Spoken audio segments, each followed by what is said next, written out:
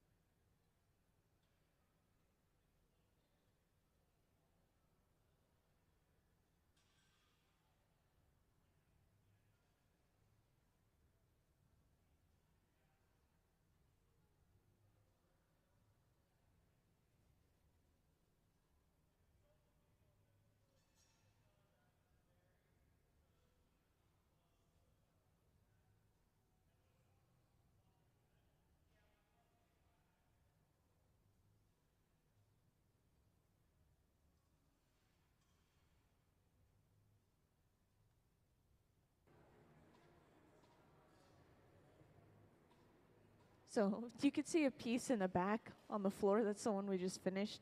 We decided to break it off right here just to see the color as it cooled down.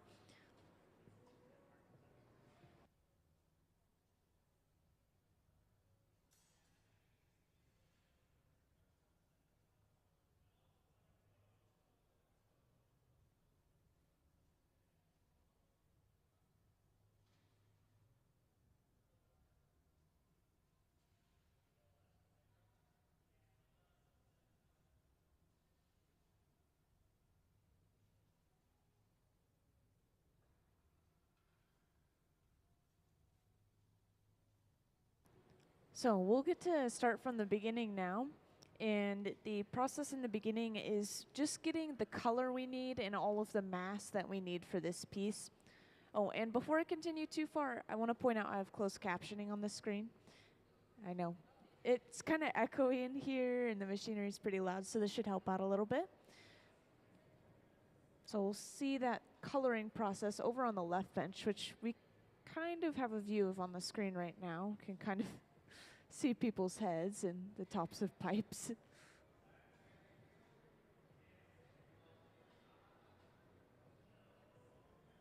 Yeah, there we go. Now we have an incredible view of the left bench.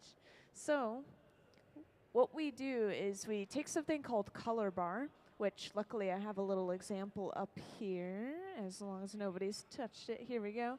This is color bar that I'm holding in my hand. It's just solid color through and through. We'll attach this to the end of a pipe with a little bit of clear glass as kind of an attachment point, and we fully melt this down and then drop it on top of a clear bubble and spread that color completely over top of that clear. So we just have layers of clear and color within individual pieces, like the piece right in front of you guys. And that's our clear bubble right there. This is a hollow pipe that we're using, so if we were to blow into the end of it, this bubble would continue to expand as long as there's enough heat inside of it.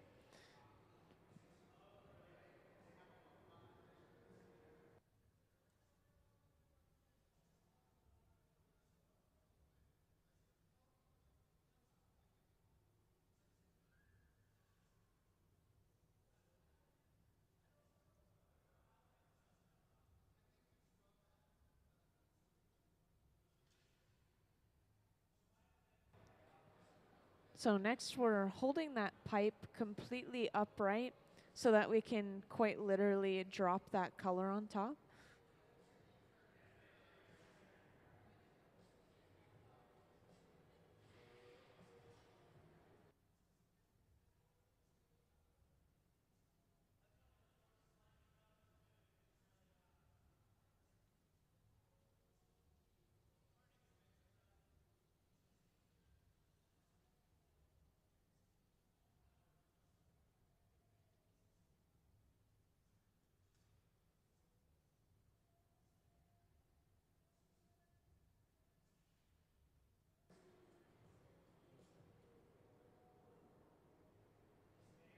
And just out of curiosity, do we have some images loaded up of different field notes pieces? Yeah, this is something I was talking to folks in the audience just a moment ago, just talking about some of the pieces. And yeah, I'd like to test out talking about them today. So whenever you have those, you could pop them up on the screen. There's no rush.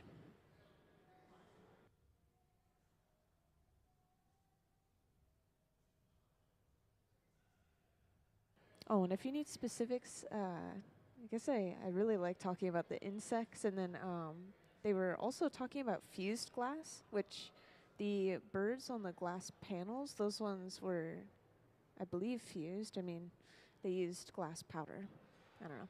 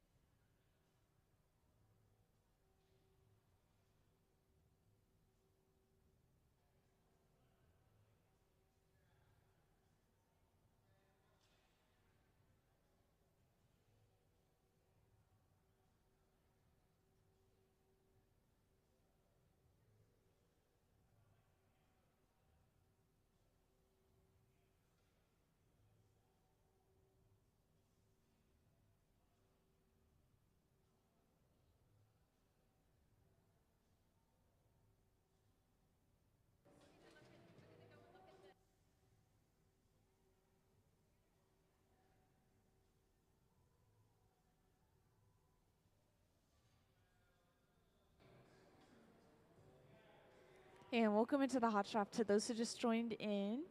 We are working on this piece on the front pedestal closest to you guys. This is a commissioned piece by Umpqua Bank. and it's just a standalone piece. So what you see is the final result right here. They're trying to replicate the exact same color and pattern and size and everything. And this is a project they worked on at least a year ago, so they're just kind of getting a refresher. They tested out the color technically already, that piece you see in the far back that's broken. They originally created that, realized maybe it wasn't thick enough, and so they broke it off just to see what color they got. And now we're starting our next one already. You came in at a good time to see just a little bit of the coloring process. We've melted down some solid pieces of colored glass, and we just dropped it on top of a bubble of glass.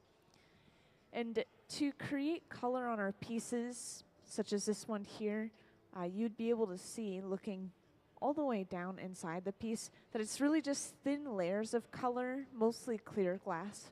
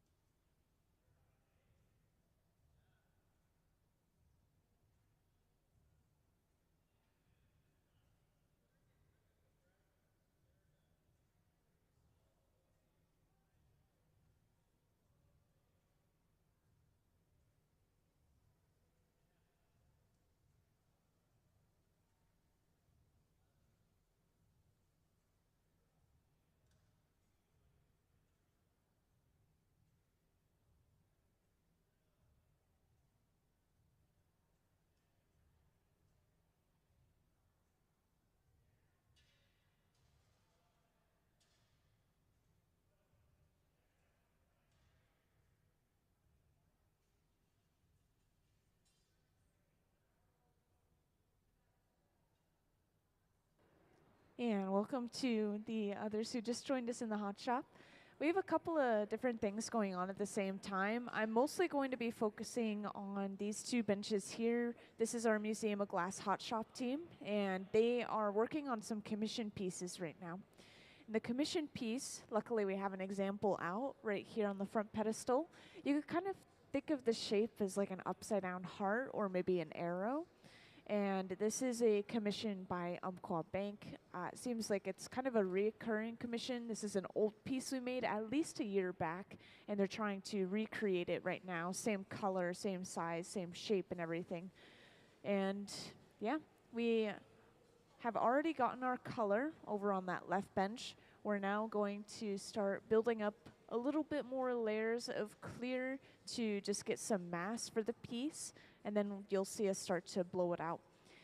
The last one we made, you could see on the floor, didn't turn out the way we wanted it to, but this one is our second go, so should be better.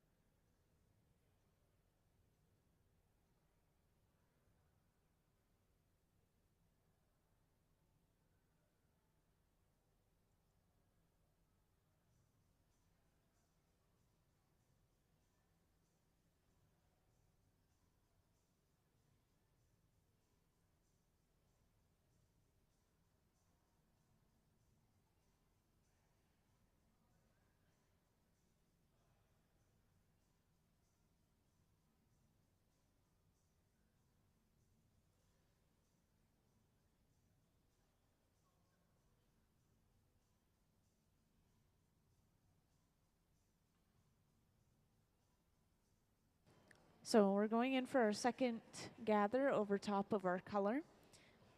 And this is our glass furnace, which I'm not sure if I pointed out to the whole audience earlier, so I'll point it out again. This sits at about 2100 degrees Fahrenheit, and it holds up to 1,000 pounds of clear molten glass. And yeah, that does stay on 24/7. It's pretty well insulated, so we don't have to worry about how much energy it uses, really. It maintains that heat pretty well. But yeah, we do have to keep it on 24/7. Otherwise, we have to completely remelt that mixture all the way through. And that would take a really long time.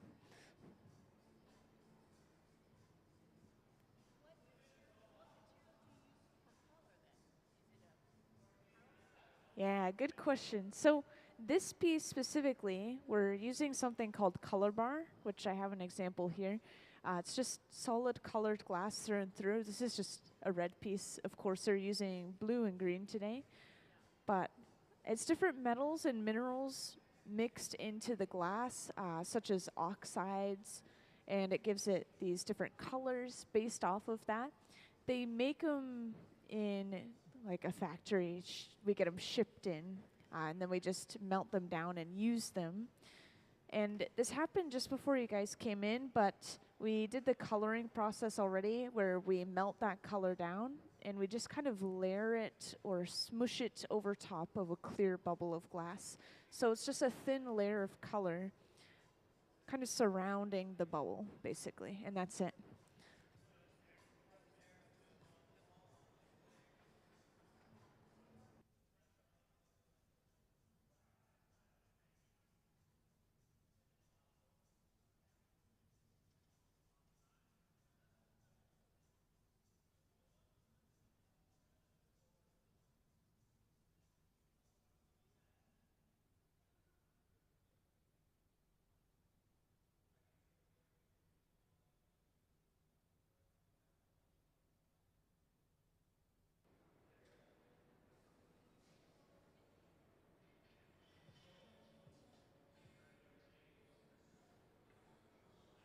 So for those who just joined in, welcome into the Hot Shop. And I just want to point out real quick what we're working on so you have an idea of the final product, which is this piece on the front pedestal right here. And it's a little hard to see it from the side, but it's supposed to be kind of an upside down heart shape or maybe like an arrow shape. And this was commissioned by Umpqua Bank. So it's kind of like their symbol, I believe. But this piece, we've just started blowing it out. We already have all the color we need. It looks orange now, but trust me, it's going to be a blue-green. And now, time to just kind of start describing the tools. This pad that we're using here is actually just folded up newspaper that we've soaked or splashed with water. And surprisingly, you can't feel any heat through this material as long as it's thick enough and as long as it stays hydrated. This is as close as we get to using our hands on the glass.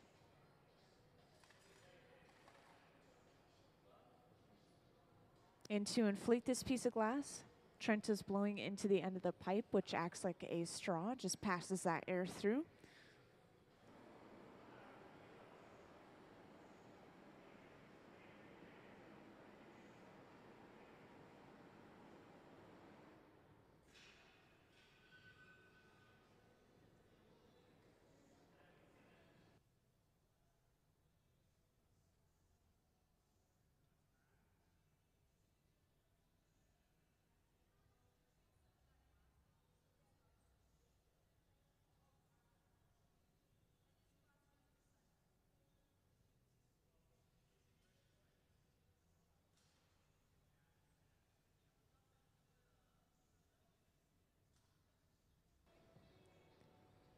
And next is a really important step in the process. Luckily, we have a little view of this on the screen, but Gabe is going in with something called the jacks, which are these two metal blades, and squeezing down near the pipe. And this is creating our jack line. This is our breaking point, so later on, once we have this entire shape made, we'll be able to completely break it off of the pipe from that line, and then kind of clean up the opening, and then the piece is done. We just keep double checking our measurements. We have to make sure to hit around that same size, at least very close to it, since this is a commissioned piece that is being repeated.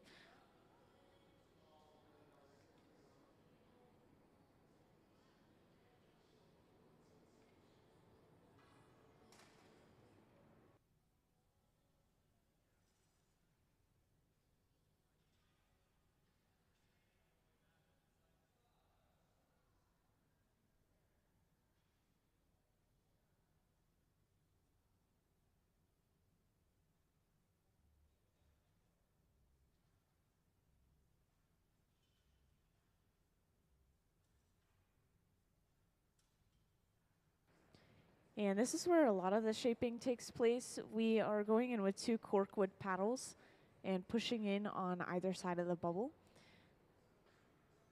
And importantly, kind of behind the scenes, we are capping the pipe, which means that we're maintaining pressure inside of that bubble and we're not collapsing that bubble completely.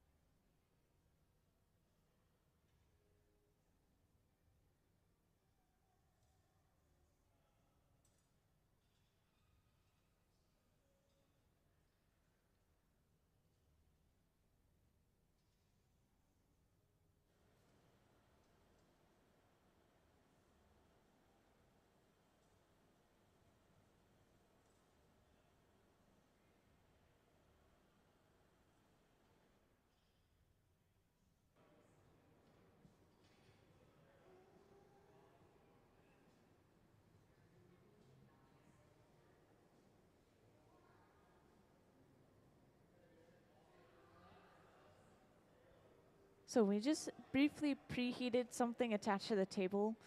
This is a setup that we'll use to get that perfect little divot in the bottom of our piece.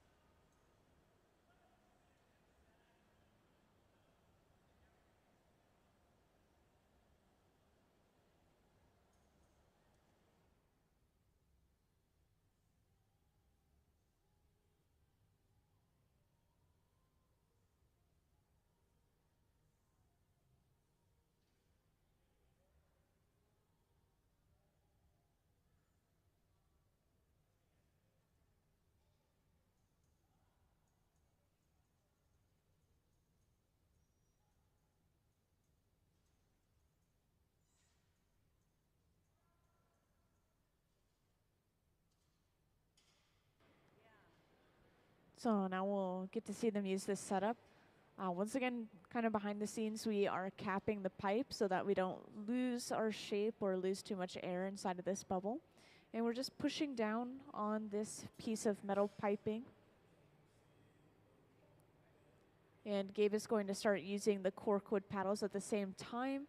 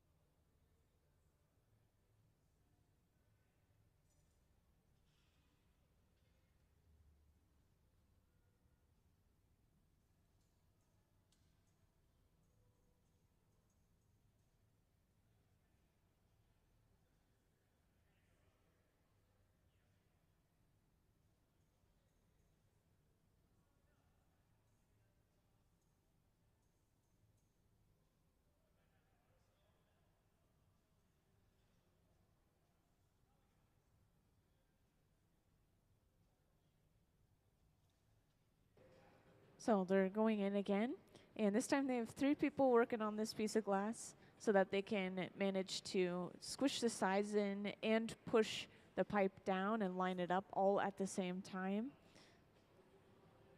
It's really important to have a team when you're blowing glass. It's technically possible to blow glass on your own, but it's very difficult. Usually you can only make small things. It's very rare to make big things all by yourself.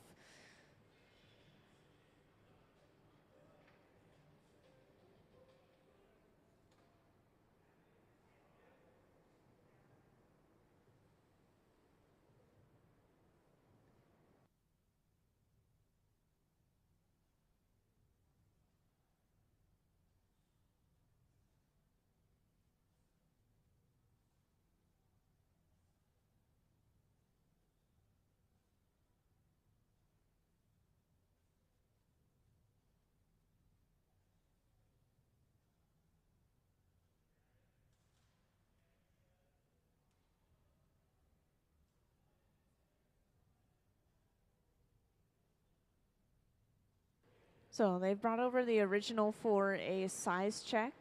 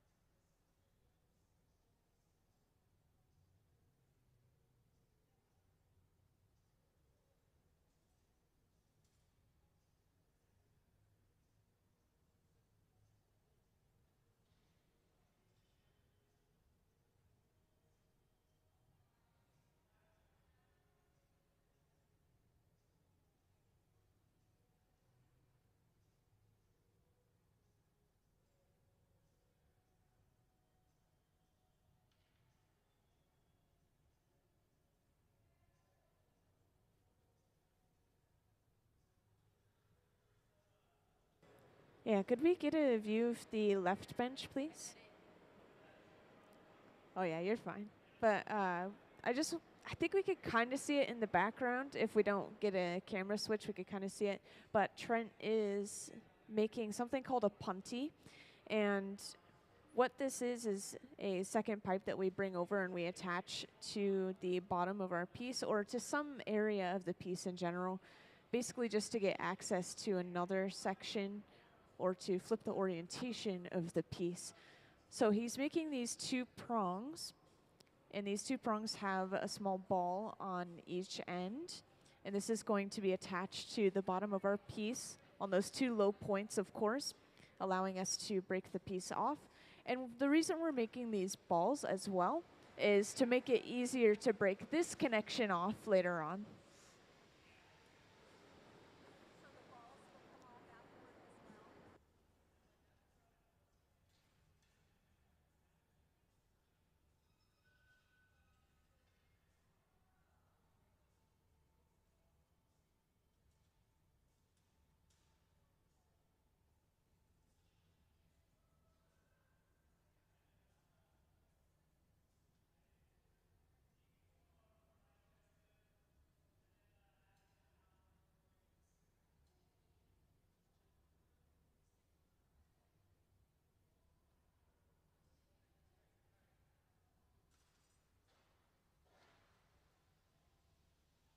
So I mentioned this torch to someone earlier today.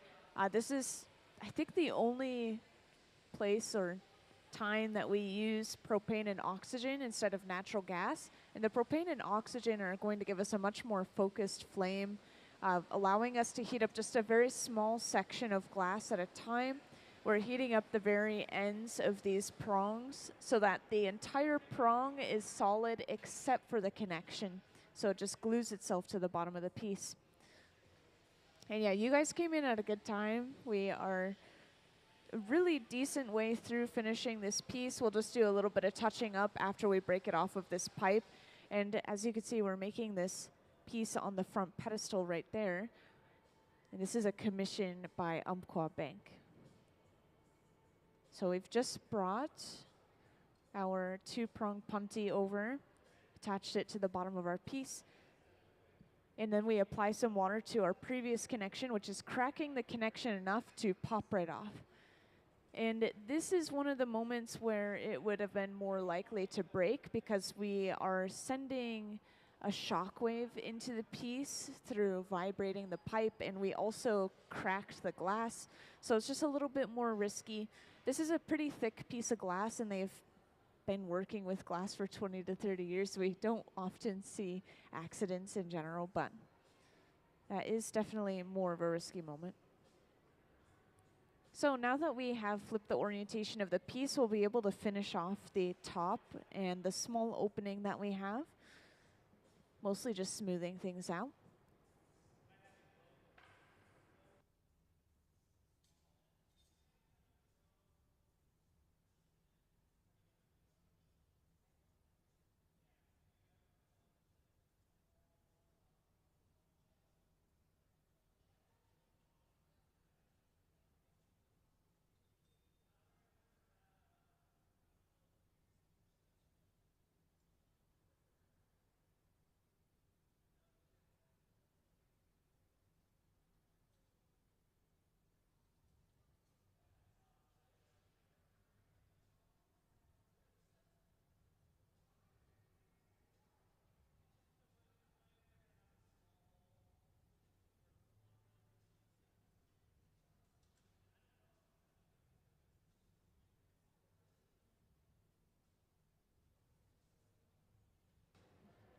So we've heated up the opening, and Gabe is going in with some tweezers first.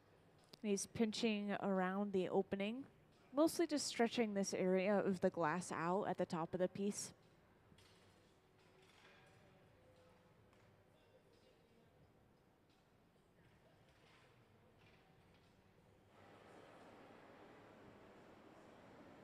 And this is excess glass that'll eventually be broken or trimmed away.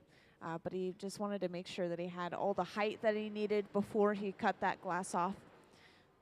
which also made him lose his heat, so now he's heating the glass back up. Yeah, glass blowing is very teamwork and detail oriented. Even with big pieces of glass, there's so many small things that we have to pay attention to. Oh, and just to mention real quick for those who have recently joined, if you're curious about what's going on over on the right, these are some hands-on workshops that we have, I think once or twice a month. And this is when you come in and you can actually sit down at the bench yourself and make something small. Today it is a paperweight that is shaped like an egg, I think kind of with Easter in mind coming up, or just the fact that it's spring in general, or almost spring. I don't know. I'm excited about the warm weather. But yeah, I'm mostly focusing at the center bench. This is where we have kind of our main pieces going on.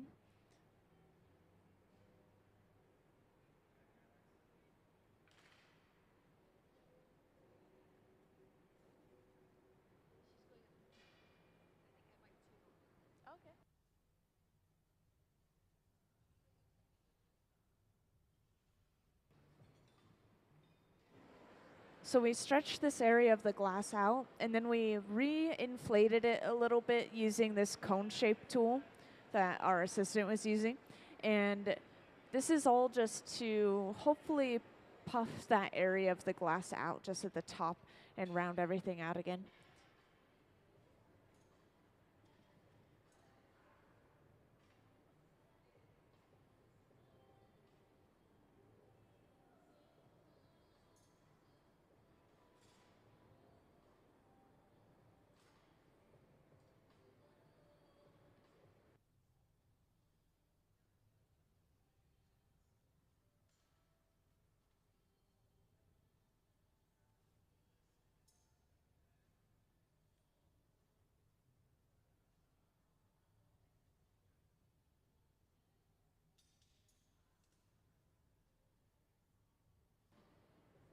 So we just broke off that piece of excess glass, and now we just have to smooth out the opening, and that's pretty much it.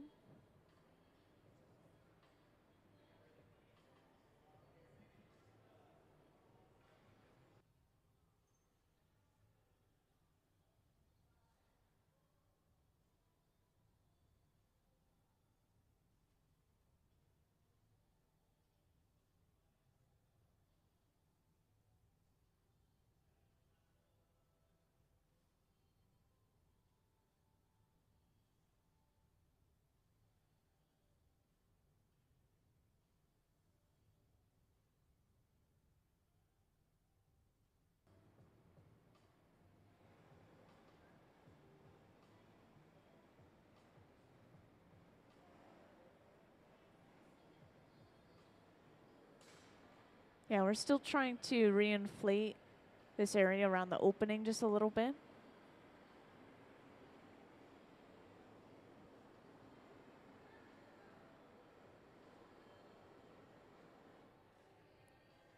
That time you could actually see it visibly puff out.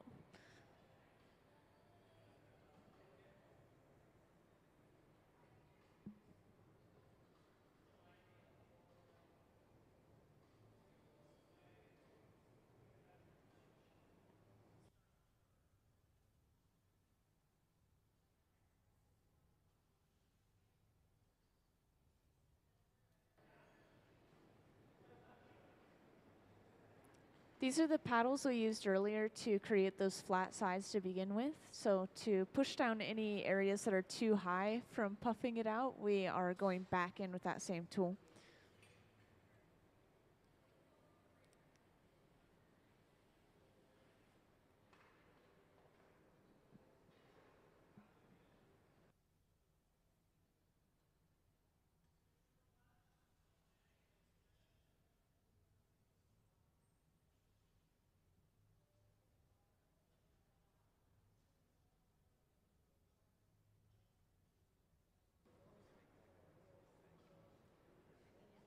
Yeah, I'm not sure if you guys were here for that earlier, but the reason we hang it down or swing it at all is just to stretch the glass out a little bit. So we're trying to create a little bit more height by doing this.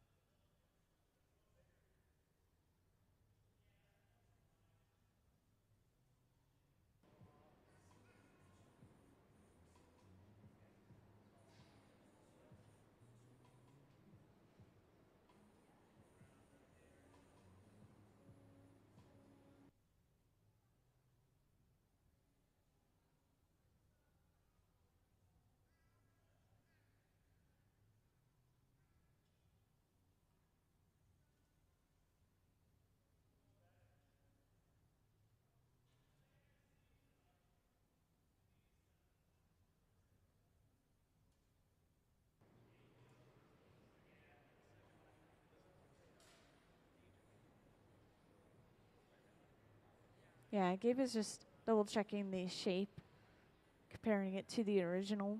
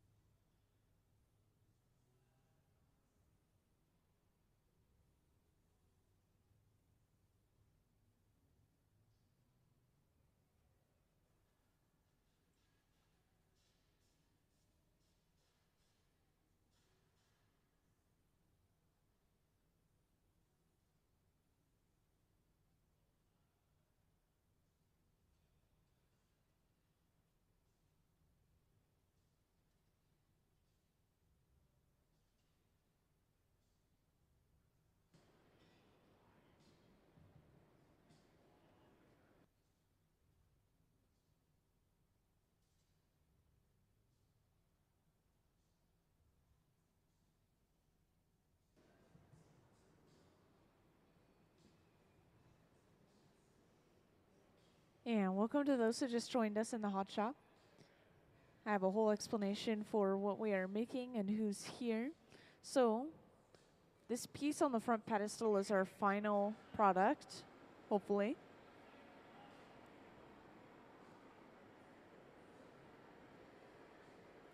This is a commissioned piece by Umpqua Bank, and this is something that was made a while ago. They're just trying to recreate it, so they keep comparing the two and just trying to rework the process in their heads. And it looks like we have basically the same color. We have pretty much the same shape. I think they said it might be a little bit bigger. And this is just our first one that we're finishing in the day. They aim to make about 4 of them and then give the bank about 2, I believe. Best ones, of course. And these are taking about 45 minutes each. They're a relatively short process. So if you stick around, you'll be able to see the coloring process and the sort of shaping from the beginning.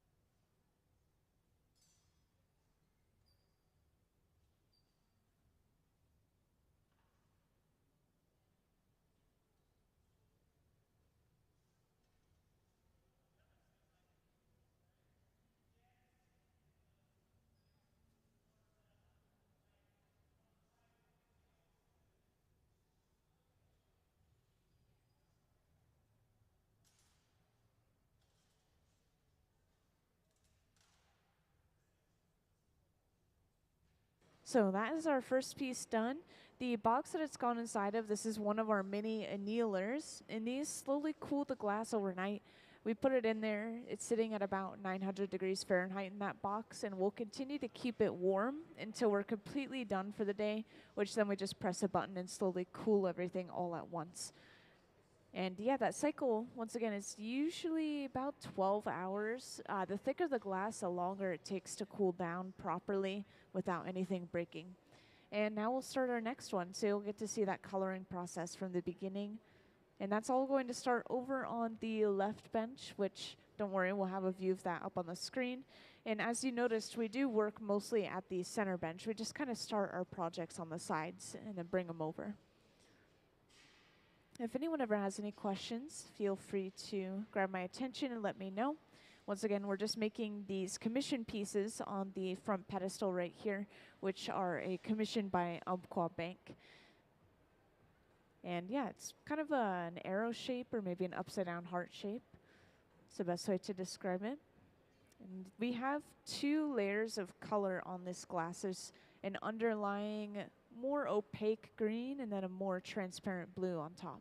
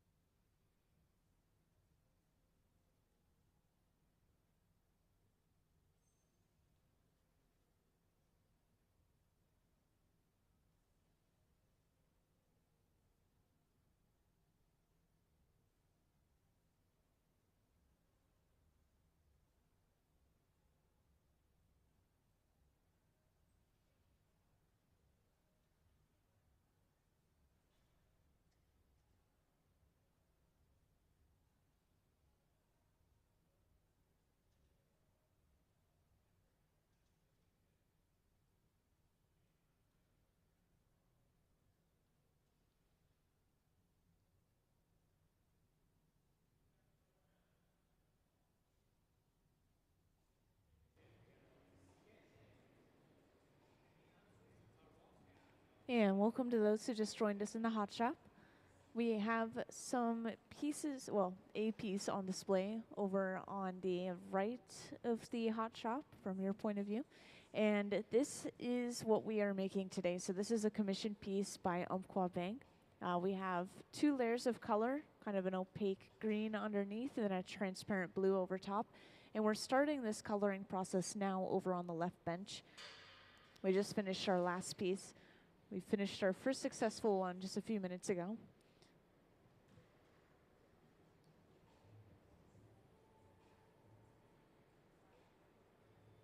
And the people who are working on this piece, they work basically full-time for the Museum of Glass. These people are our resident hot shop team. And they will help visiting artists that come through. We have visiting artists very frequently. It's honestly kind of rare that we're able to work on store or commission items. And at the same time, we have another thing going on the hot shop floor. Over on the far right, we have some hands-on workshops going on over there. And these guys are just normal guests who are able to come down onto the floor and make a small object of their own, such as a paperweight like it is today. And yeah, they change up the themes of these and what you are making. So this time it's an egg sort of paperweight, and this is just because it's a spring themed session.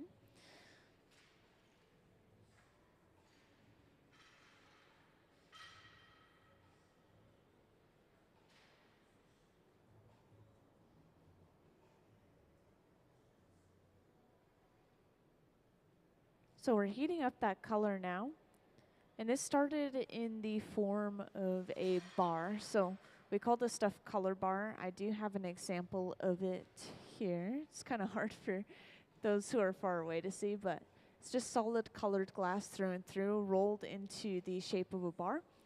And we will take a section of it, attach it to the end of our pipe with a little bit of clear glass as a connection point, and then we'll heat this up until it's molten. And as you can see right here, we're holding a clear glass bubble up straight towards the ceiling.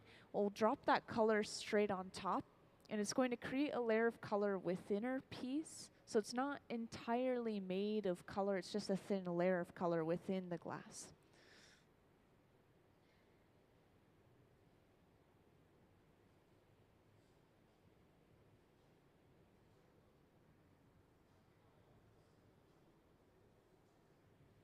So that color has just been dropped down. Yeah, next I go through the process of pushing and rolling this color back until it completely covers up that clear. And we'll do this one more time because, once again, we are layering two different colors on top of each other just to get some depth and even a little bit of gradient in the color.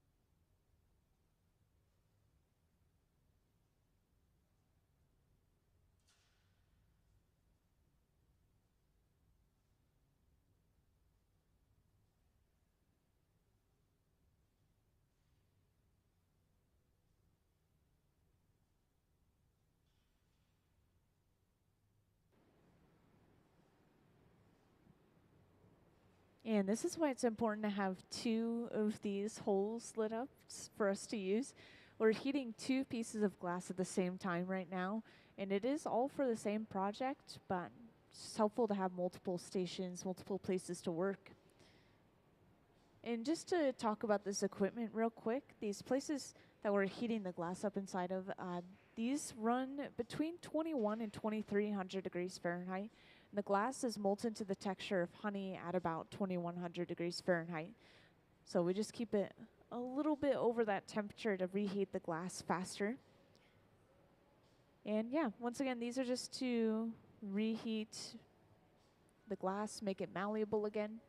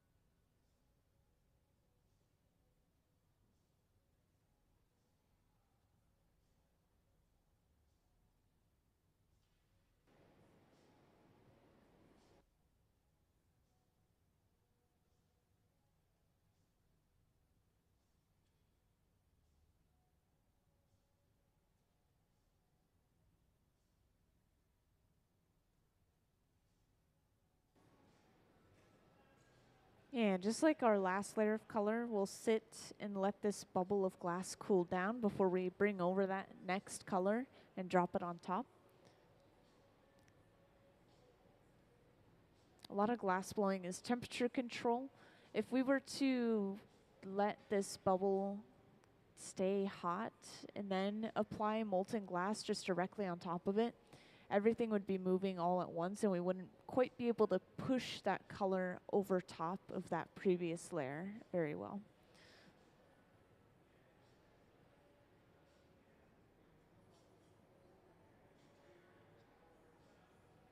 And for those who just joined in, as you can see up on the screen, we are focusing over on the left bench where we are applying our second layer of color. This first layer is a green color. The second layer is more of a transparent blue. And we're just bringing that over. We'll drop it straight on top. Once again, this process is called a color drop or a color overlay. And this can be applied to so many different pieces that you see. Anything that appears to be made from solid color through and through, it's usually just this technique right here, which just gives us a thin layer of color sandwiched between layers of clear, such as this piece here. And this is actually exactly what we're making on that front pedestal, for those who haven't seen it yet.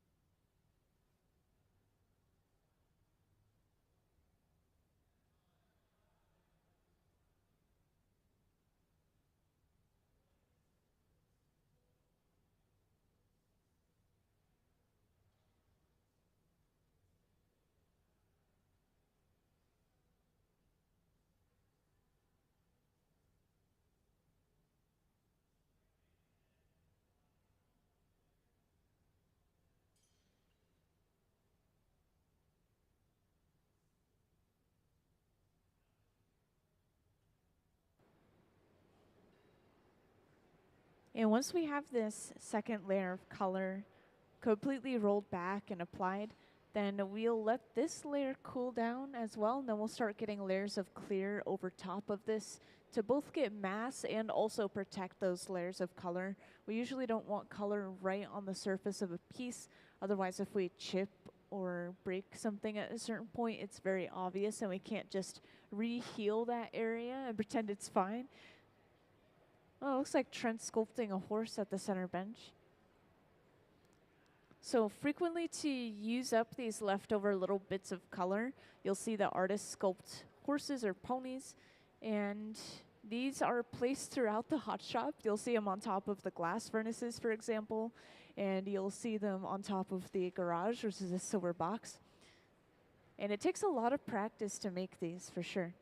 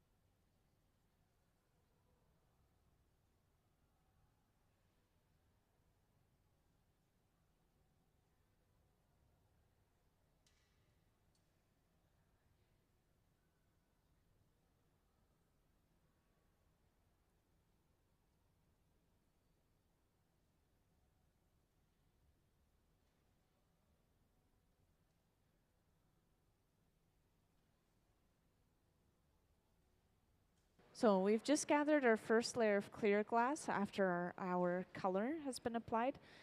And yeah, for those who haven't seen that tank yet, this is where we hold all of our molten glass. It's sitting in a giant ceramic crucible inside of that tank with the closed door.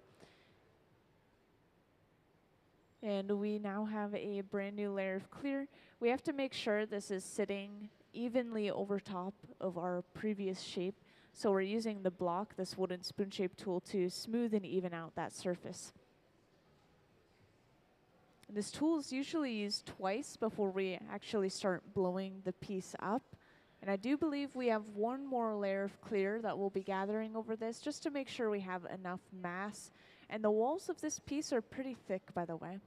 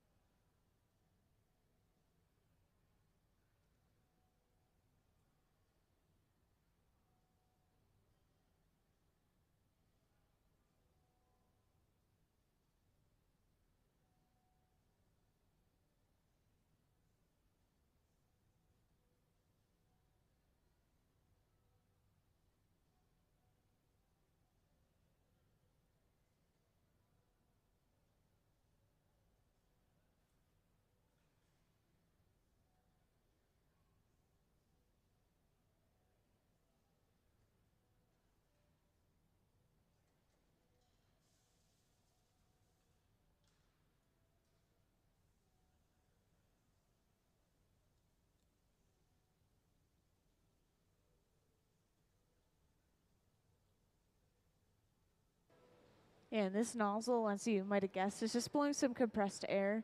And really, we're just trying to cool this glass faster so that we can gather our next layer of clear faster.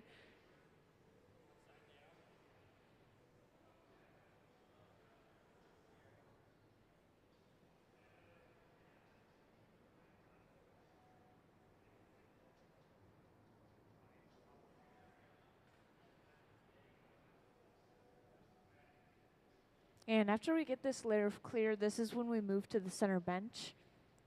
And then we actually start to blow this piece out and finish it off.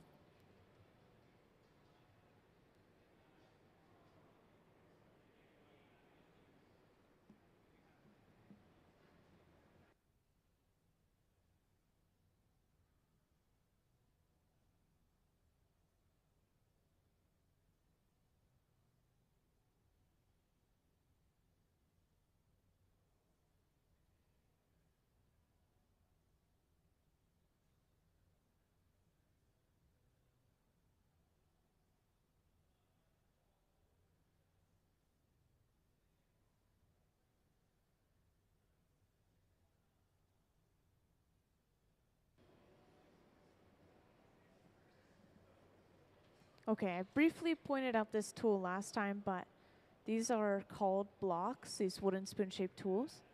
And they're usually carved out of cherry wood, so this is, yes, a wooden tool that we're using on the glass. But we keep it completely saturated with water 24/7, even if we're not really planning on using it anytime soon, just to make sure that the wood doesn't burn when we actually do use it on the glass. Instead, there's a layer of steam in between the wood and the glass, which is both protecting the wood and shaping the glass. It's kind of the light and frost effect. It's evaporating so fast that it can't touch the glass.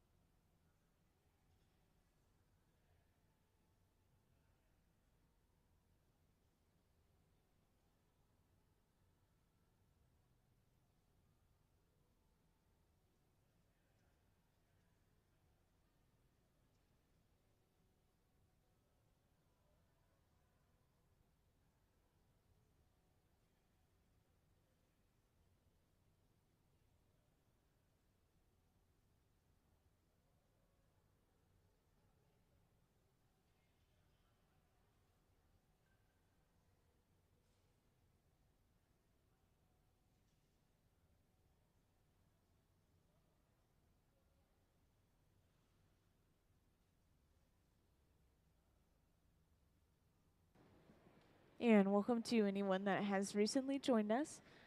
Right now we're working on the piece that you'll see on the front pedestal right here, kind of closer to the right side of the hot shop in front of you guys. And we are pretty far along with this piece already, believe it or not. We haven't done any shaping yet, but the part where we gather up all of the colors and all of the mass that we need for the piece, that is about half of the project time usually. So we are getting there. We have a layer of opaque green on the surface of the glass, and then we have a layer of transparent blue over top of that, which is creating a gradient from this lighter to darker color, as you'll see on the piece. And just now we're starting to blow this piece out.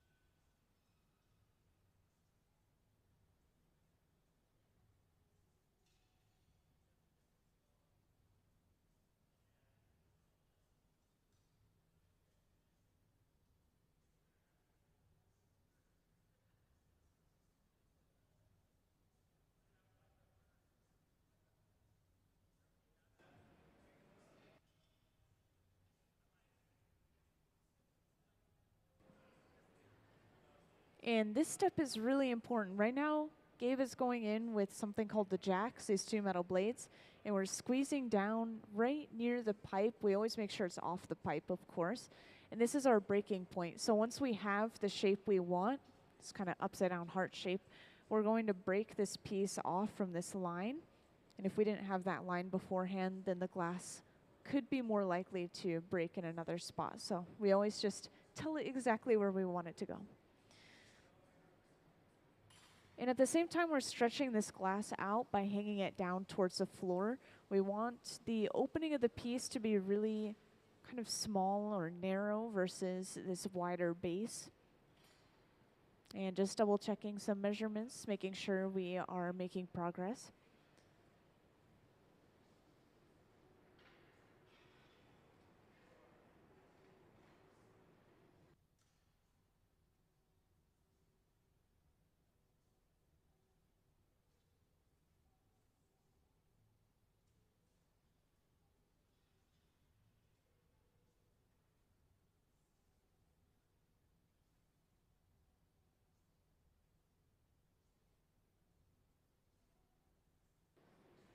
And yes, exactly. This pad that we're using here, continuously on and off, it's just folded up newspaper soaked with water. That's all this material is.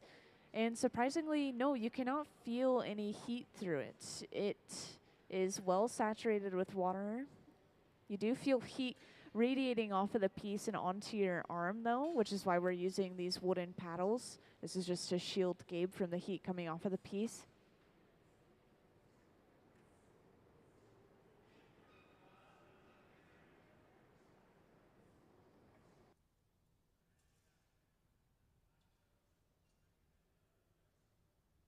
And now for the satisfying part.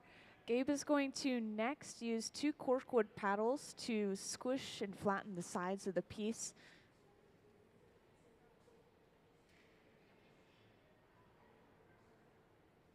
And yes, once again, these two paddles are made out of corkwood. They burn pretty easily because this is a really soft insulating material.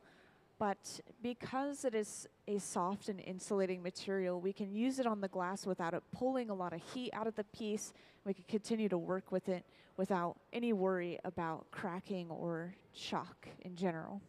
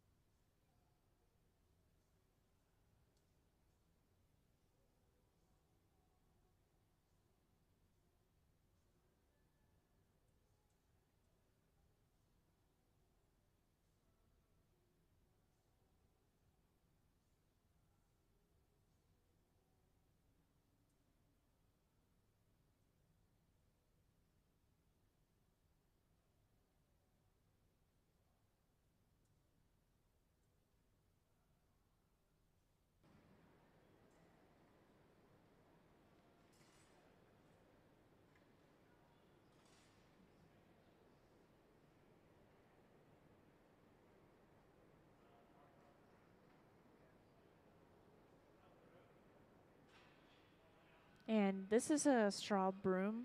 We'll frequently use this after picking glass up from an odd area, such as a kiln shelf, which may have picked up debris, or if we've used those corkwood paddles, once again, very soft material, they could have left behind little burnt pieces of ash on the piece. We just want to make sure those aren't permanently attached, so we quickly brush them away. And for those who just joined in, just want to point out the piece on the front pedestal once again.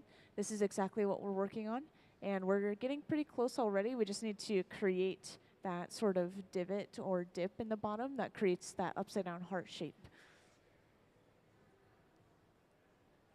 And to do that, we're going to be using this setup at this little metal, well, it's actually a pretty big metal table, but we have to quite literally climb on top of the table just to get enough leverage to, stamp the glass down on top of it and make sure that we're keeping the end of the pipe capped, which maintains air pressure inside of the piece.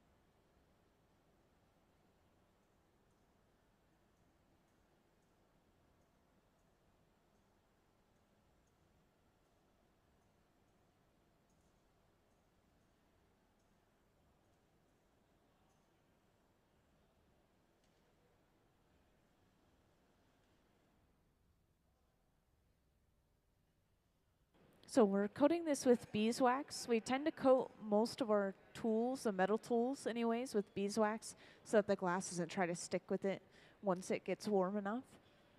And now we're able to come over with that piece of glass. Once again, we'll have 3 different people working on this piece of glass in this one moment. We're lining up the glass with one person, just making sure that it's hitting exactly the center of the bottom. The second person is using those corkwood paddles again to flatten the sides of the piece, just pushing in any bulging. And the third person is capping the end of the pipe. So now we have that divot in the bottom of our piece. Of course, they are going to alter this further, just make sure the sides are completely flat and even.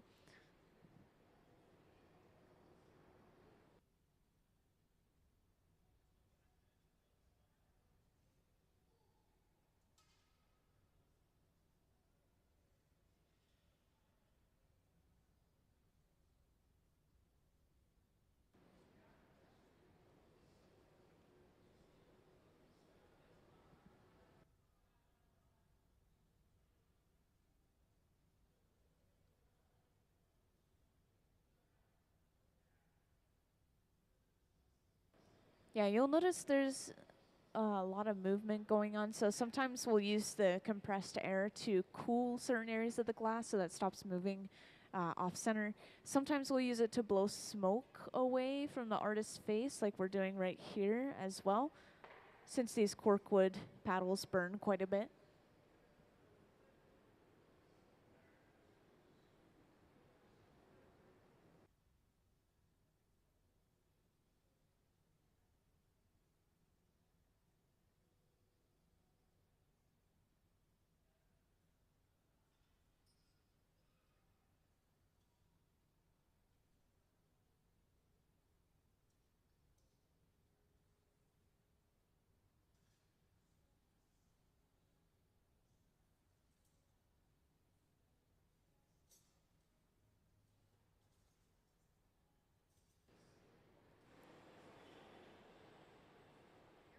And just to point out one more time, in case any newcomers haven't seen yet, we have some hands-on workshops going on over on the right bench. So completely unrelated. They're doing their own thing over there.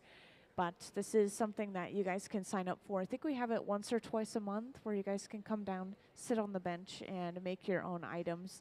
And this time it is these little egg paperweights, I think because it's about springtime. So that's the theme for this month.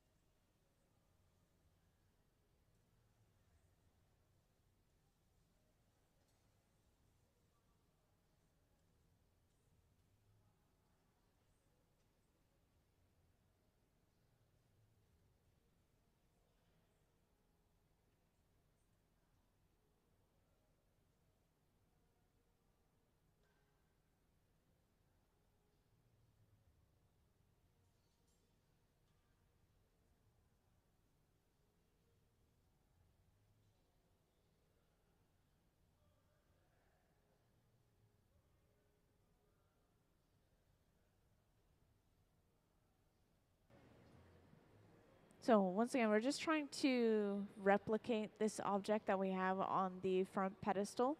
And this is something that hasn't been made in a little while, so they're kind of just having to rethink all the steps of getting this shape again.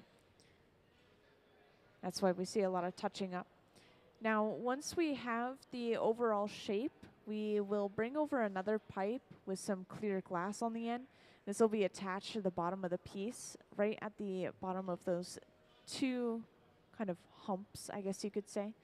And this is going to allow us to break the piece completely off of this pipe. This is something we have to do with basically any piece just to get access to the other side and finish the piece off.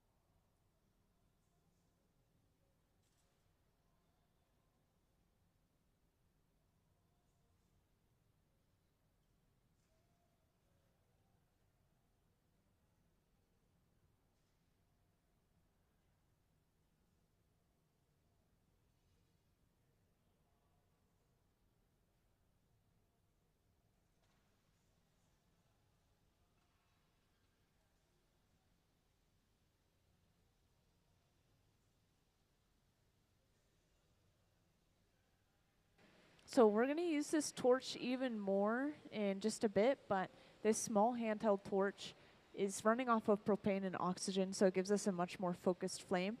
And we're using it to heat up just the two ends of our piece. We'll probably flatten it a little bit right here.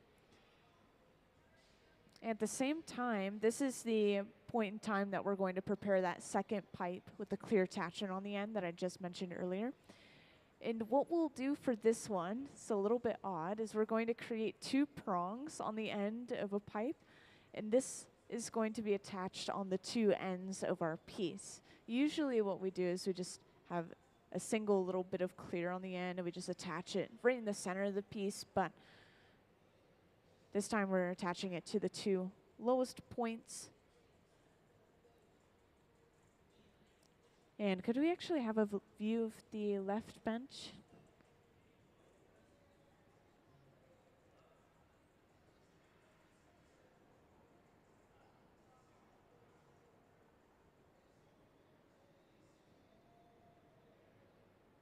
Yeah, don't worry, I'll ask for it in a moment again.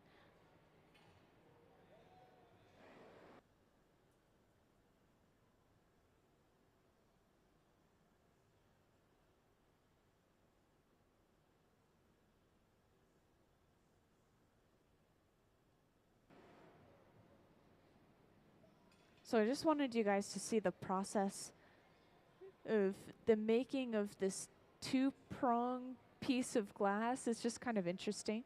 So Trent has gathered 2 layers of clear on the end of this pipe, and he's going back to his bench, and he's flattening this glass on a metal table, just either side, kind of like a coin.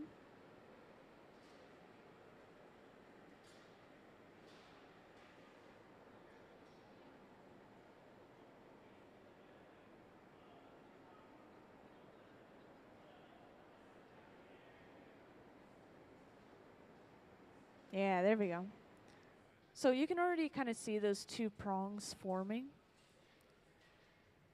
When we sit back down at the bench, we spin the pipe rather quickly to pull those prongs into an even longer shape.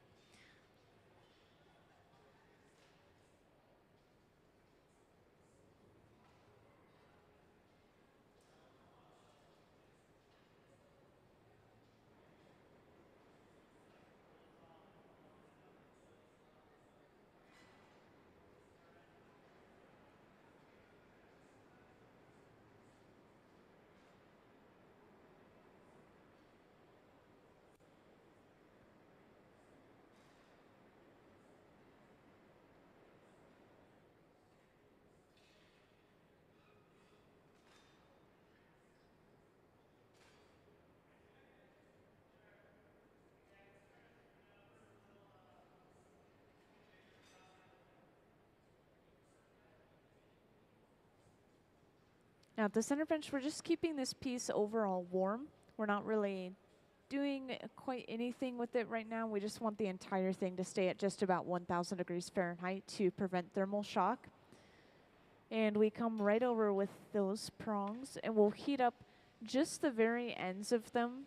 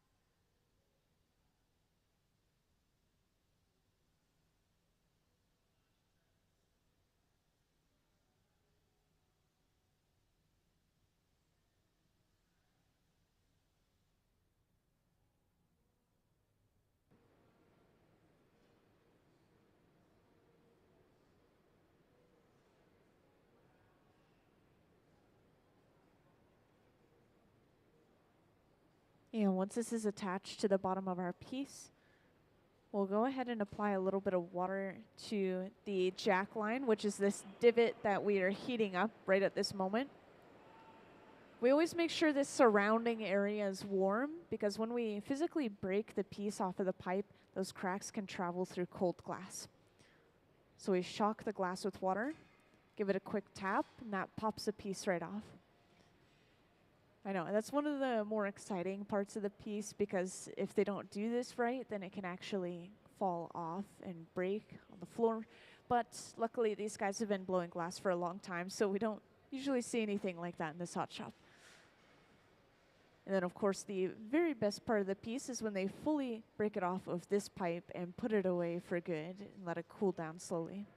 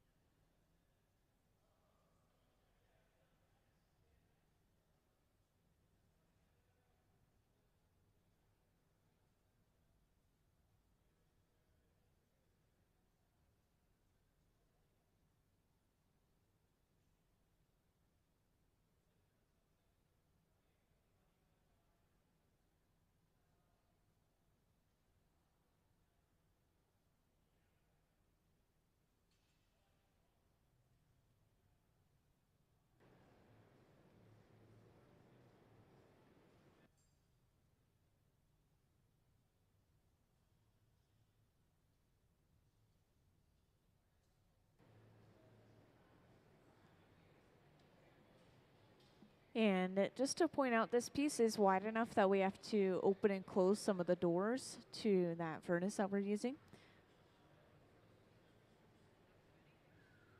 And yeah, we try to keep them closed as much as possible just to maintain heat inside of those furnaces a little bit better. Also right here, Gabe is stretching this area of the glass out by pinching around at the opening.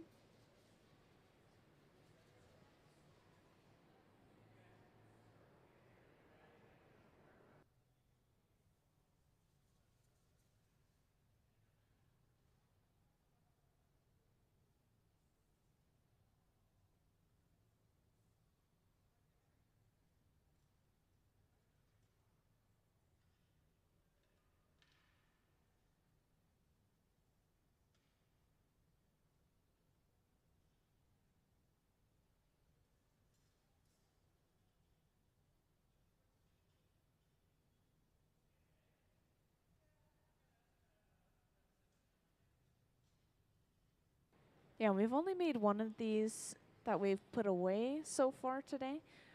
We did a practice one before that one as well, just to see the color and get a feel for the process again. But they're hoping to make about 4 of these. They only need to make 2, truly, but they're going to make 4 just in case something happens to one of them, or just in case some of them don't turn out the way they want, really. Then they have multiple to choose from.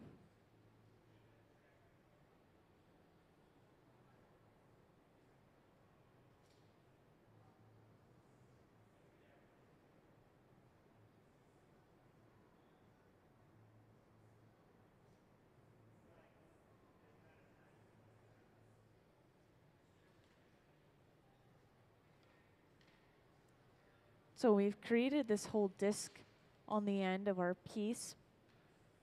And this is all just going to be broken off eventually.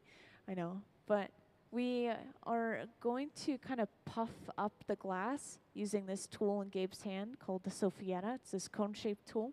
Usually we use it in a way that the cone is blocking off the opening to the piece, but because this is such a small opening, we're using the other end, which is usually the mouthpiece, just kind of reinflating this area close to the opening.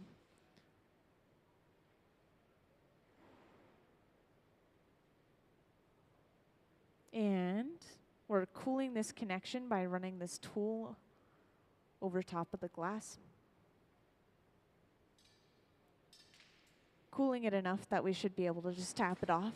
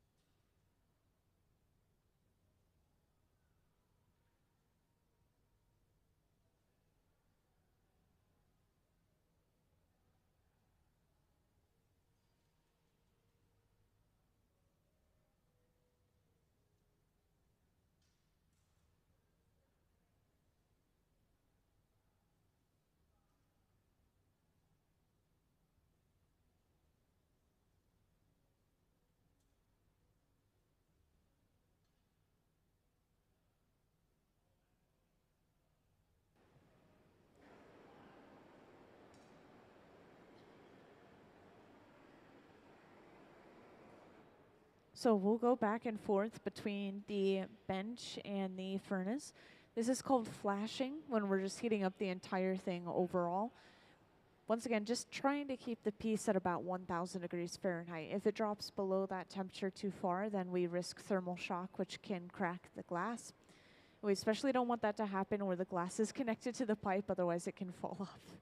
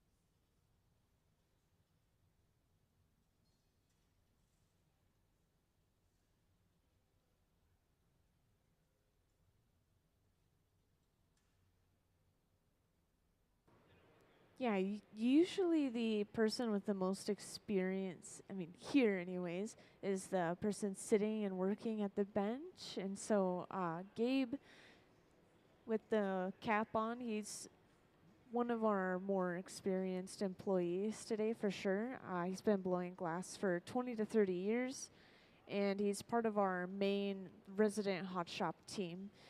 We have a lot of kind of substitutes today. They're still working for the museum, and we have tons of local artists come in and help out all the time. But yeah, we have a full-time resident team.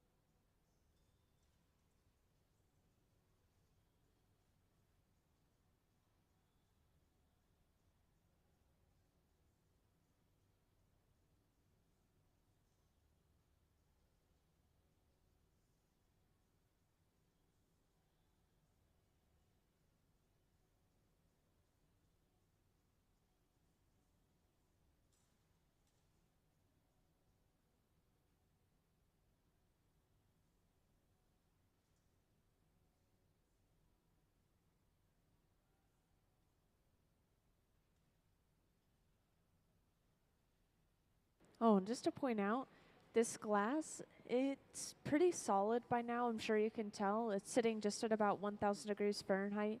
But because there is still a lot of heat in it at the moment, it's looking more yellow than the final product. So it is going to turn out a little bit more blue as it cools down overnight. Kind of like the piece on the front pedestal. You could see a lot more blue color in that one.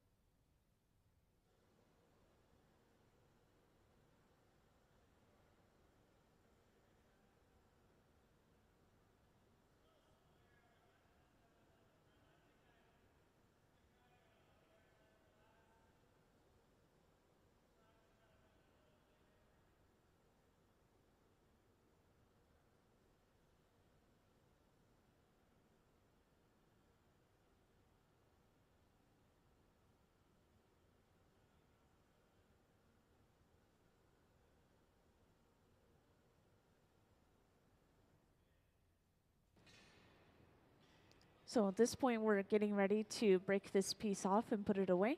And the place that we're going to be putting this away in this box in the front, kind of close to the audience on the right. And this is one of our mini annealers, which slowly cool the glass overnight. Once again, about a 12-hour cycle. So to break this off, same thing as earlier, we apply a little bit of water to our connecting points that we want to break. So just at the ends of these prongs. And then a tap of the pipe, and that pops cleanly off. Let's give them a round of applause for all their hard work.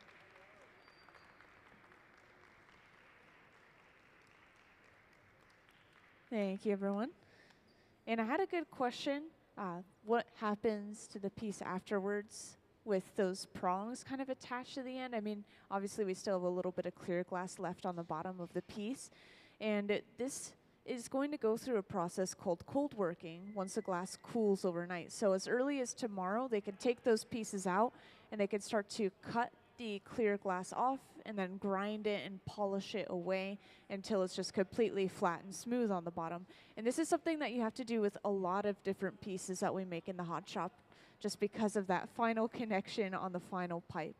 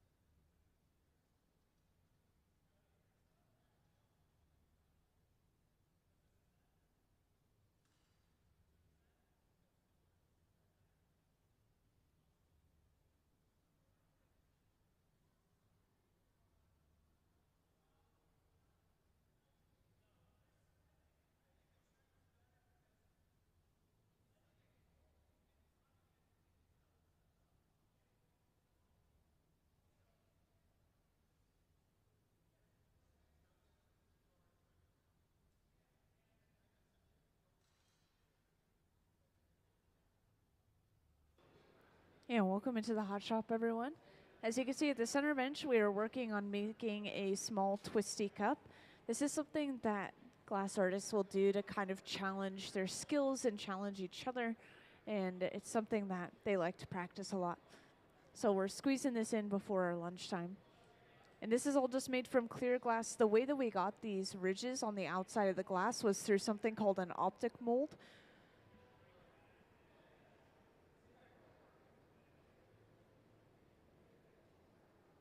And this glass is so thin that we have to constantly be between the bench and the furnace, making sure everything's staying hot enough and also making the glass malleable enough to work with without just collapsing the glass on itself to really balance the temperature.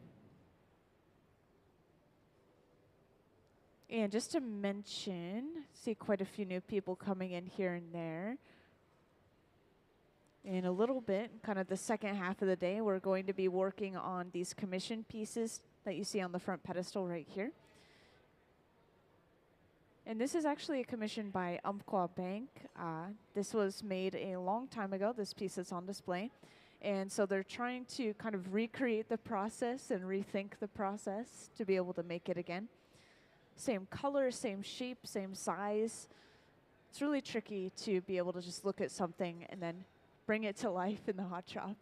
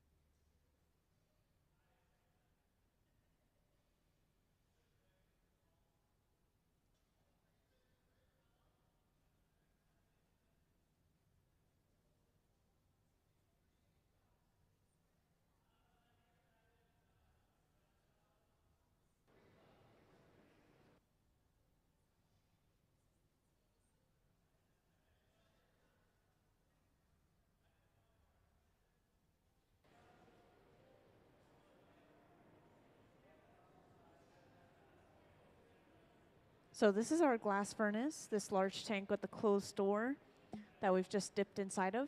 So to start our project, we need to go in there first and get just a single layer of clear. And for these twisty cups, we only need that single layer of clear. We don't need any more glass to work with, I believe.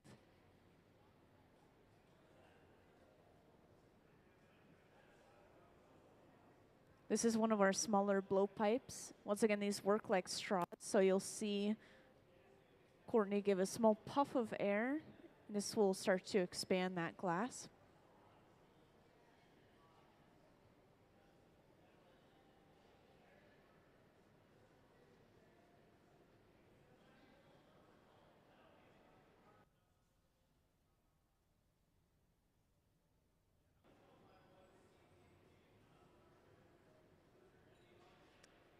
And this was stuffed into the same optic mold that was used earlier. So that mold on the floor just has all these ridges on the inside of it going straight from the top to the bottom.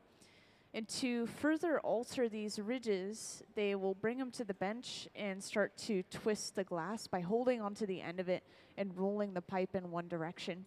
And this is where these cups get their name. Twisty cup is because they have a twisted pattern on them.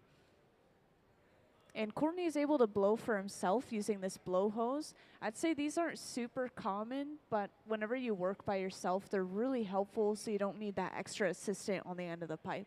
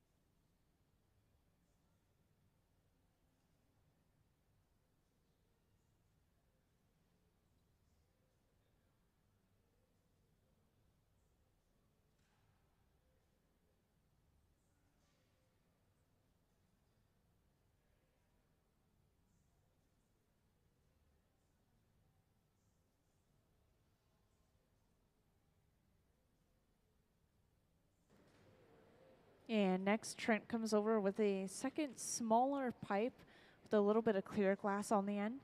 And this is attached right to the center of the bottom of our cup. And then with a little bit of pressure and a tap of the pipe, that piece pops right off. The whole point of attaching that second pipe to the bottom is just to flip the orientation of the piece. So now we can start working on the top half of the cup.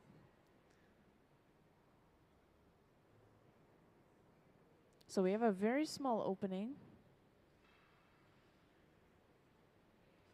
Oh, and once again, just to point out, over on the right side of the hot shop, if anyone's curious about what's going on over there, we have some hands-on workshops going on today. This is something we do once or twice a month on the weekends, where people can come down onto the hot shop floor and make their own piece of glass. And today, this is these egg-shaped paperweights, because we have spring coming up really quickly.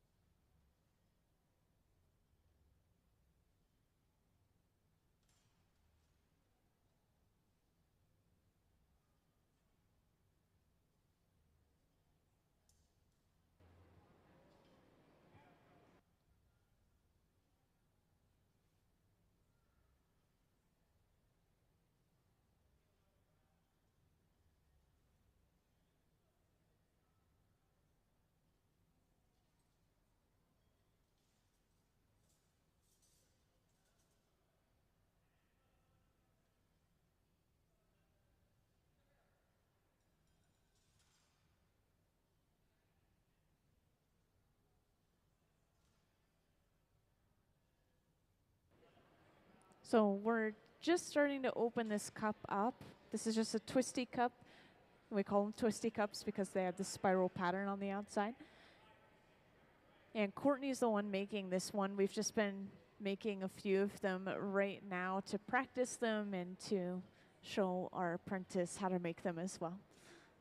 Yeah, it's just I've heard it's like a little bit of a test of skill for glass blowers. So sometimes they'll challenge each other to make the best one, or just practice making them in general to test their own skills.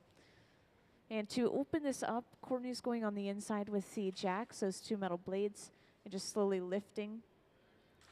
And this cone-shaped tool is called the Sophietta. This is used to reinflate the glass. The cone will block off the opening, and we quite literally just blow into the other end of the tool and reinflate the glass.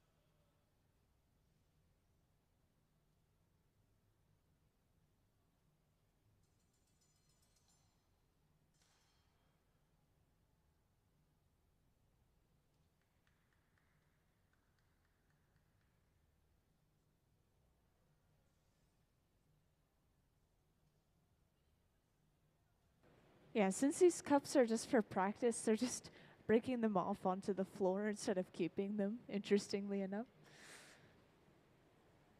Honestly, they're thin enough that they might just cool down slowly enough on the floor and not break. But usually when you break a piece off of the pipe and let it cool this rapidly, just at room temperature, they will just start to crack and break apart.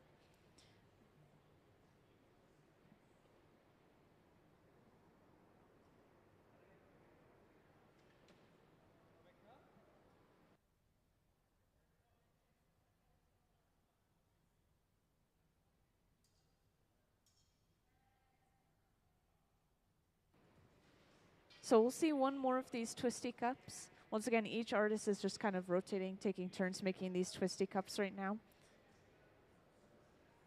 Get to see everyone's individual style of making them.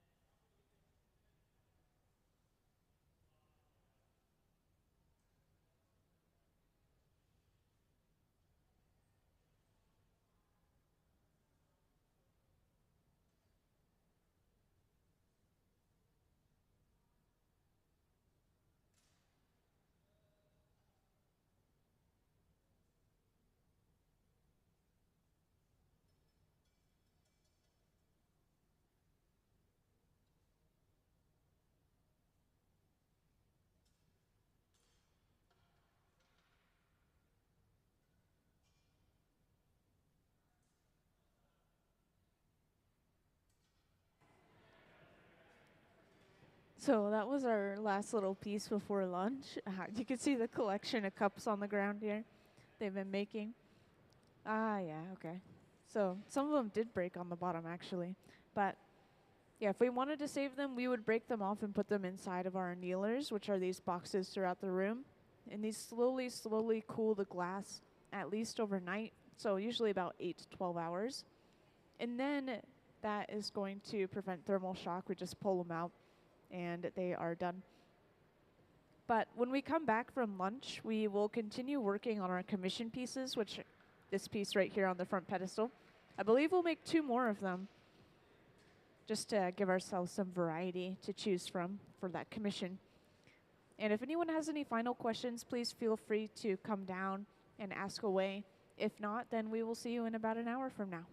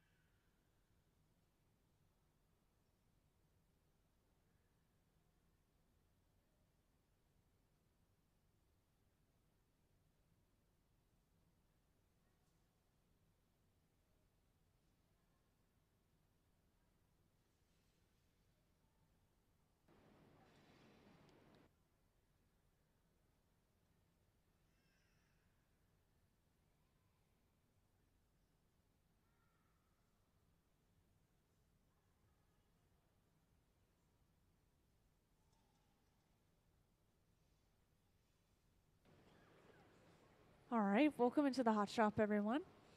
We are back. And I see a lot of new faces from earlier today, or versus earlier today. So I just want to point out this piece on the front pedestal once again. This is exactly what we're going to be working on in the hot shop. And it might be a little bit hard for some people further in the audience to see, so I'll just briefly turn it. But it's kind of this upside down heart shape or kind of an arrow shape. And this is a blown piece of glass. It's hollow all the way through. And this is a commissioned piece by Umpqua Bank, or for Umpqua Bank. And so we're going to see this process start up pretty soon. They made 2 successful ones earlier today. They're hoping to make about 4 of them so that they have some to choose from, and then 2 of them will go to Umpqua Bank. So that's the goal for today. And this is all going to start with the coloring process. I believe that we are just going to see a little bit of cup making first over on that left bench, just kind of getting the glass blowers warmed up and letting them practice and have fun. Yeah, earlier, just before we took our lunch break, they were making some twisty cups.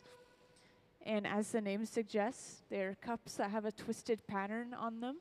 So to get this pattern, they first stuff the bubble into a mold, which we just briefly saw. This gives us ridges all the way from the top to the bottom of the bubble, or one end to the other. And then usually they will twist this design by holding onto the end of the bubble and rotating the pipe in one direction. Looks like this time we're leaving our line straight.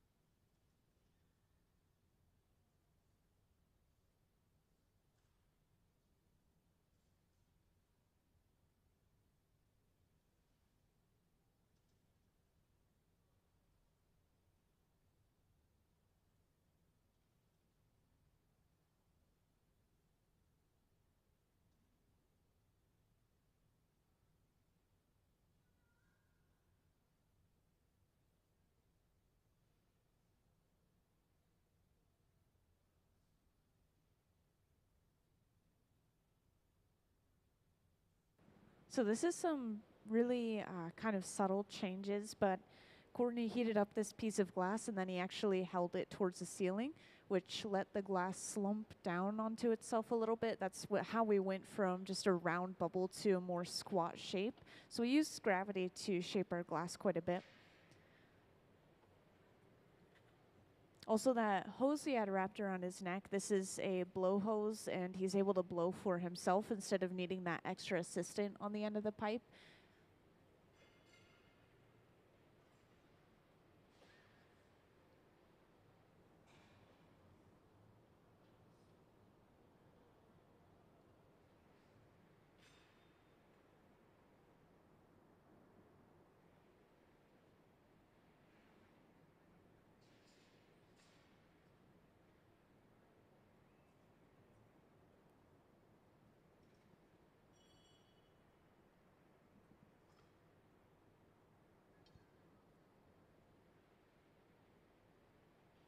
And it looks like we're getting started on our main project now.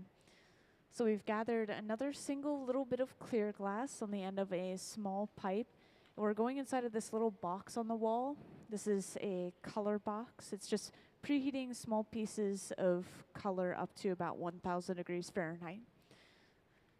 And yeah, speaking of temperatures, so glass is solid at about 1,000 degrees Fahrenheit. It might be a little bit below, might be just about 1,000 degrees Fahrenheit. And this is a very happy medium temperature, so we'll preheat pieces of glass up to that temperature. We can pick them up and start working with them. And in this case, we have picked up something called Color Bar, which is a solid piece of colored glass. through and through. It could be a transparent color, it could be an opaque color. This one's a transparent red, for example. It's just different metals and minerals mixed into the glass. Now the colors that we're using this time, we're starting with a more opaque green, and then we'll layer on top of that, eventually, a transparent blue, which gives us more depth in color, and this piece specifically almost has a little bit of a gradient from this darker area at the top where the color's concentrated to an area where it's blown out a little bit more.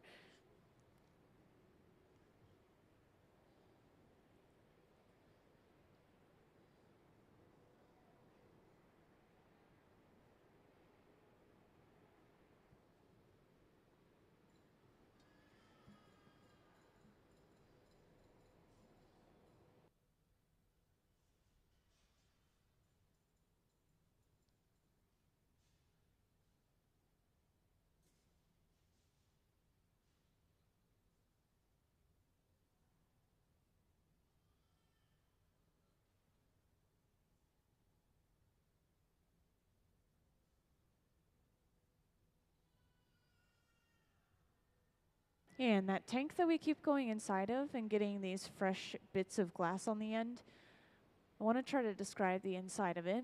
It's a large ceramic crucible, and we kind of compare it to a honey pot because what we're doing to get the glass on the end of our pipe is we quite literally just stick the end of our heated pipe into the glass and then turn, and that's going to gather a ball of glass on the end. It just slowly wraps around the end of the pipe. We can only gather so much at once, so if we want more, we let this layer cool down, and then we gather again on top of that once it's solidified.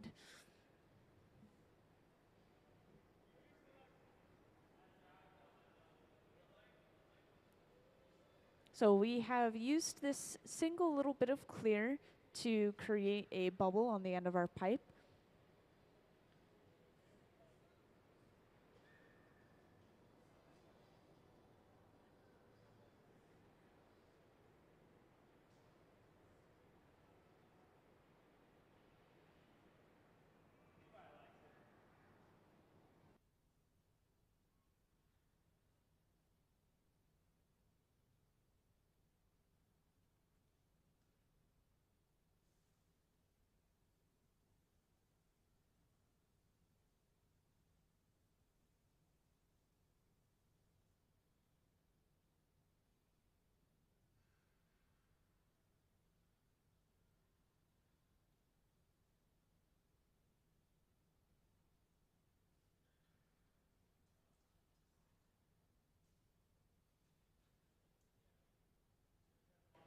All right, and our next step, we hold this bubble upright towards the ceiling, and we bring that molten color straight over, and we quite literally drop it on top of that clear bubble.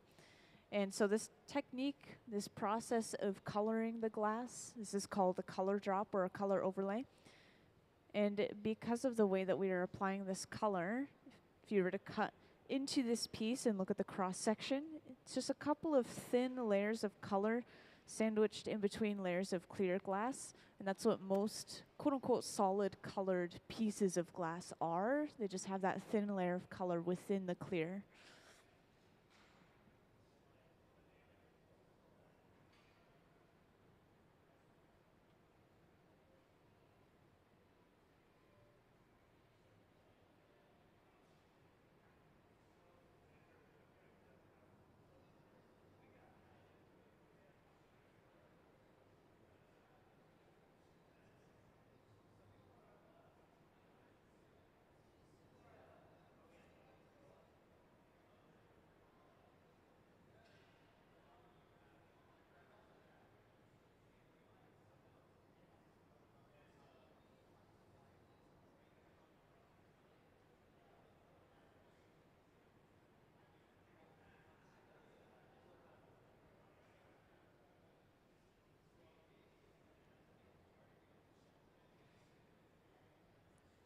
And after getting a good heat on that glass, we're starting to roll it on this table called the Marver. This is just a stainless steel table. We have them throughout the hot shop for each bench. And using this, we are slowly pushing and rolling that color back until it covers up that clear. It looks like Courtney was able to do it basically in one go.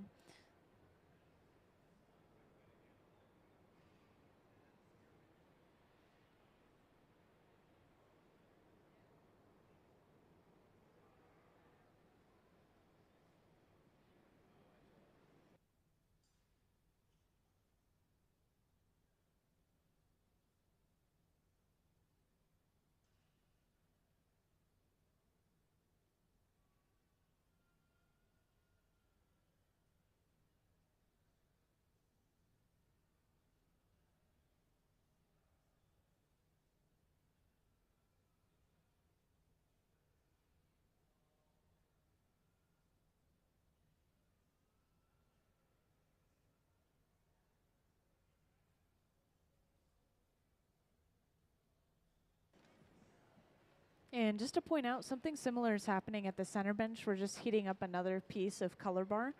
So the first layer, once again, is that opaque green, and then our second layer is that transparent blue, which will create this blue-green color that we're going for exactly.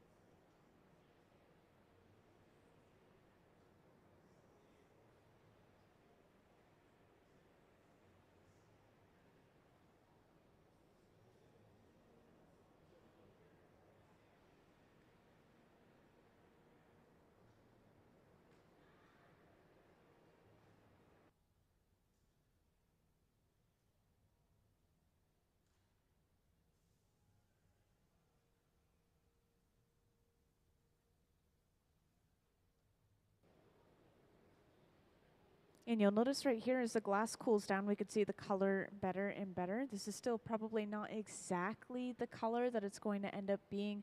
I always just imagine the color with a little bit less yellow when we're working with it in the hot shop. There's always going to be a little glow because of the amount of heat inside of the glass. So same process again. We're bringing over that second color. We'll drop it down on top, and then we'll roll this back as well. And this is all the color that we're going to need for this project.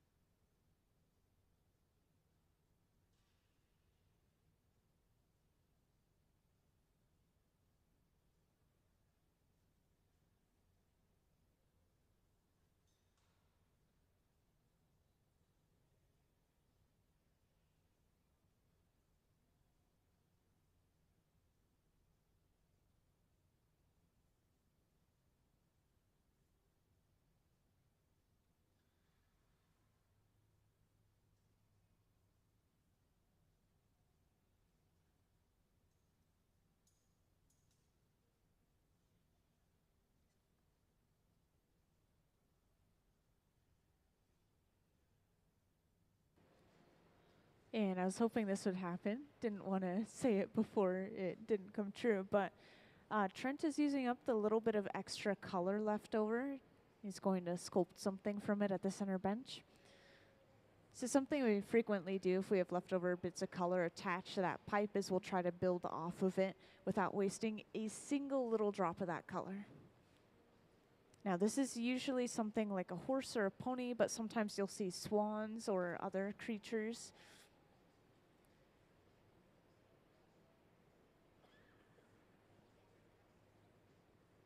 And we have a very good view of this up on the screen, by the way.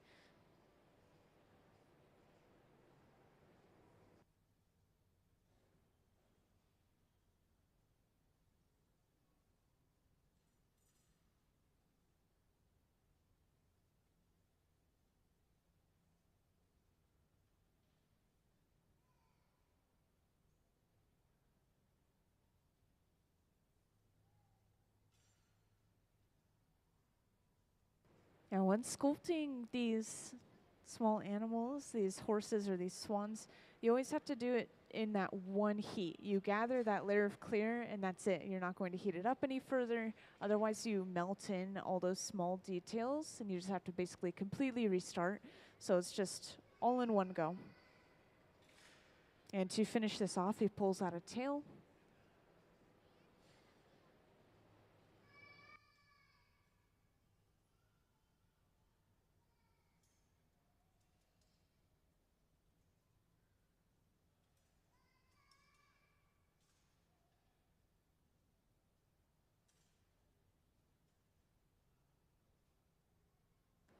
So just like that, we've finished our horse. And he's kept it on a wooden paddle.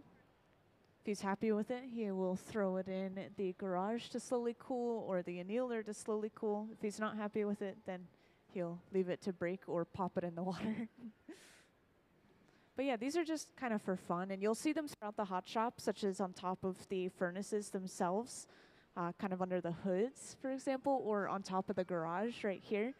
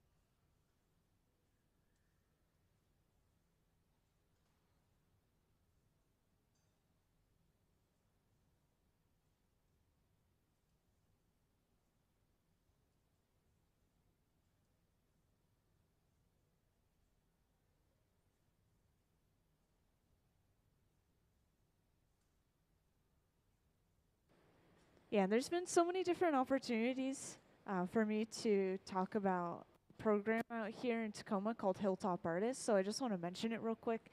It's something that I was a part of, something that Trent was a part of, who was sculpting the horse at the center bench.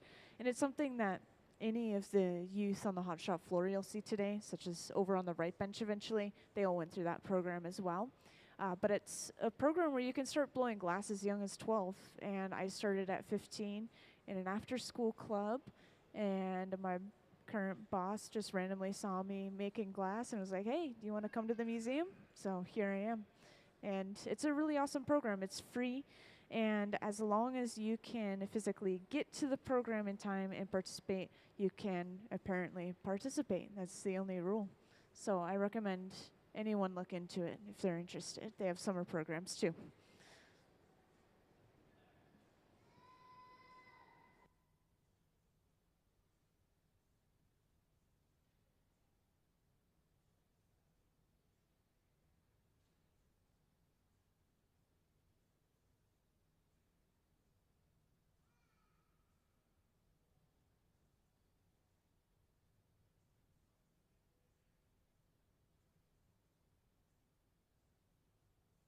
Also, at this point, we have gathered a single layer of clear over top of those layers of color.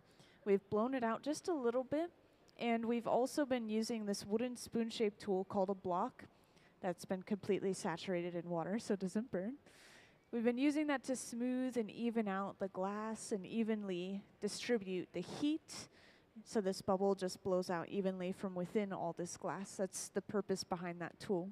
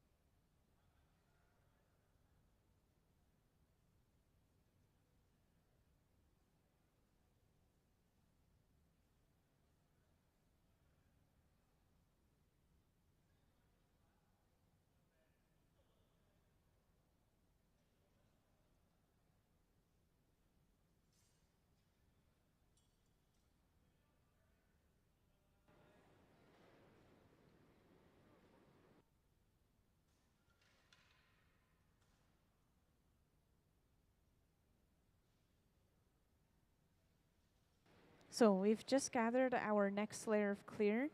And I do want to point out something that I just mentioned to an audience member is that we start our projects on the side benches, but eventually we move over to the center bench where we fully start to blow the piece out and actually shape it and create it. So people have moved over to the center bench and we're getting set up, getting started on actually blowing this piece out. Yeah, at this point we have all the glass, all the color we need. That's like half the process time. It's just how it is for glass blowing. We always have to let those previous layers cool down, and that takes up a lot of time.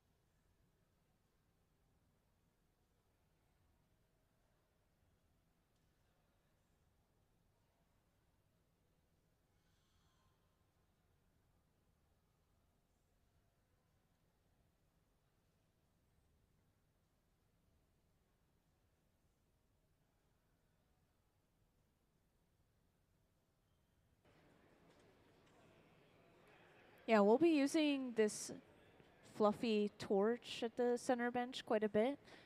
We use it for a couple of different reasons, mostly to spot heat or heat up a specific section of glass.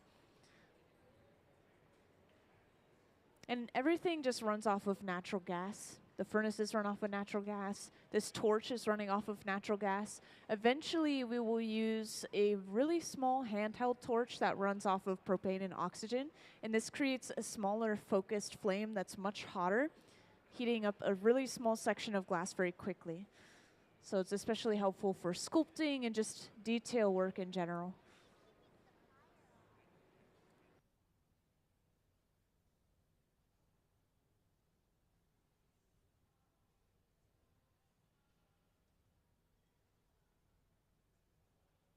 I've gotten that question a few times. How long do we know to keep the piece of glass inside of the furnace, and how long do we know to heat it up and make it malleable again? We're mostly looking for movement. At least that's the way I see it. Because when you're in there, you could have a piece of glass that's this big, or you could have a piece of glass that's like that thick. And so they're going to take different amounts of time to heat up. And so you just kind of see how much the glass is moving in that moment to be able to work with it. Oh, and we're actually starting to blow this up. Trent is blowing into the end of the pipe, so this is where the actual blowing comes into play. And Gabe is kind of guiding which way this is blowing out by using this pad in his hand, which is literally just folded up newspaper soaked with water. That's all that material is.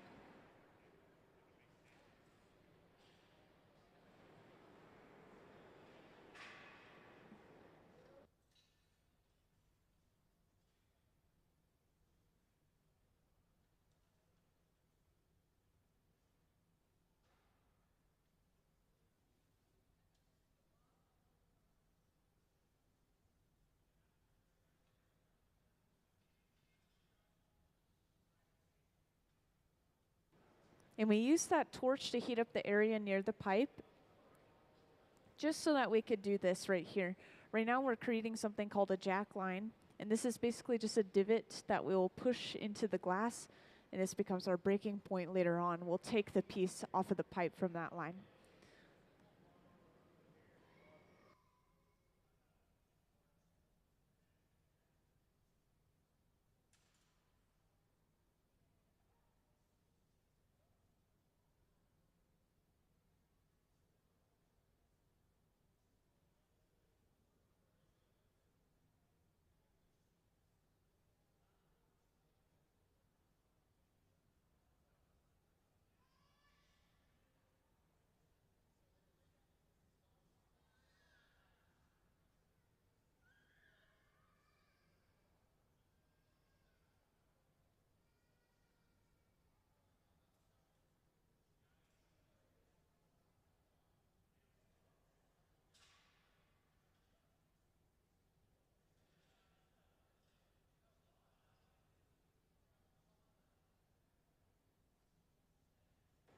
Also, we've been doing even more gravity shaping. There were some of you that were here for a little bit of gravity shaping earlier on the left bench, but we've been hanging this bubble down every now and then towards the floor, whether it's a slight angle, whether it's totally towards the floor.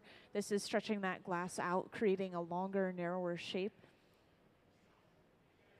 And we use these wooden paddles to shield the artist's arm and hand from the radiant heat coming off of the glass.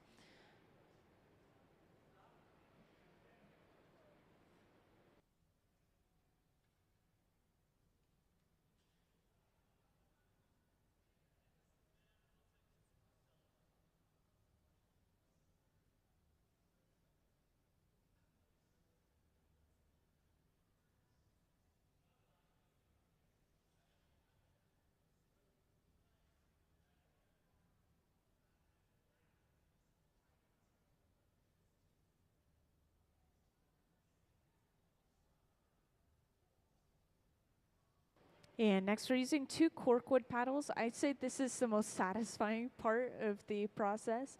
We're quite literally just pushing, squishing in the sides of the piece. And we will be using these continuously throughout the rest of the process just to push the glass into the shape that we want.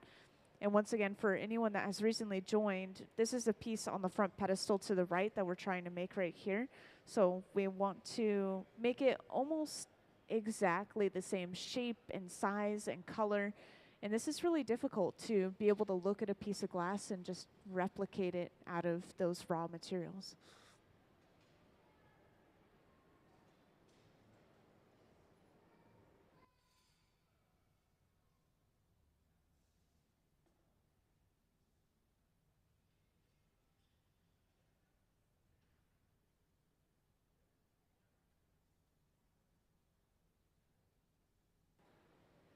At the same time, we're just blowing some compressed air to push the smoke away from Gabe's face, so we're not necessarily using this on the glass at this point.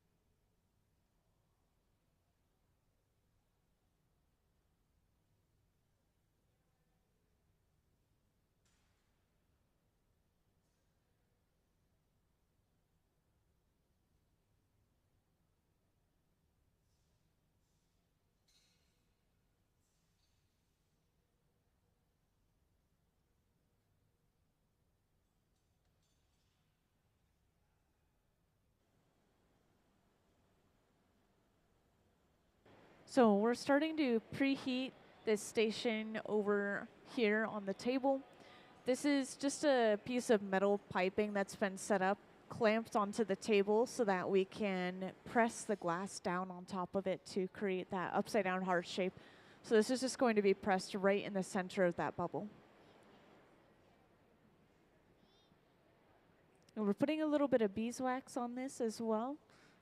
We put this on a lot of different, well, a few different metal tools just to make sure that as they get hot, they don't stick or even just make screeching noises as we push the glass against it. And we need 3 people for this job. The first person is standing on the table and they're capping the end of the pipe, making sure that no air is escaping from the piece as they push down. And somebody is guiding them to hit the absolute center of the bottom of the piece. And then the third person is using those corkwood paddles and continuously pushing the glass in as it tries to bulge outward. When we push from one direction, it just tries to push out in every other direction as long as the glass is hot.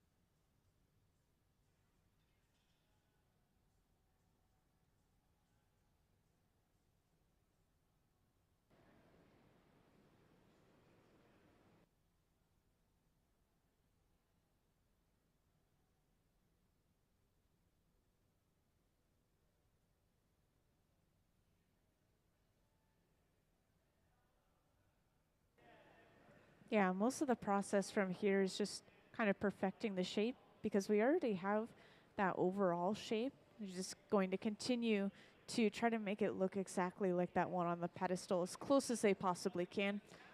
And once again, we already did make 2 of these earlier today. They were really happy with that second one. So crossing our fingers, this one turns out just as good. And they only need 2 of them for the commission, but they're thinking about making 1 or 2 extra just in case.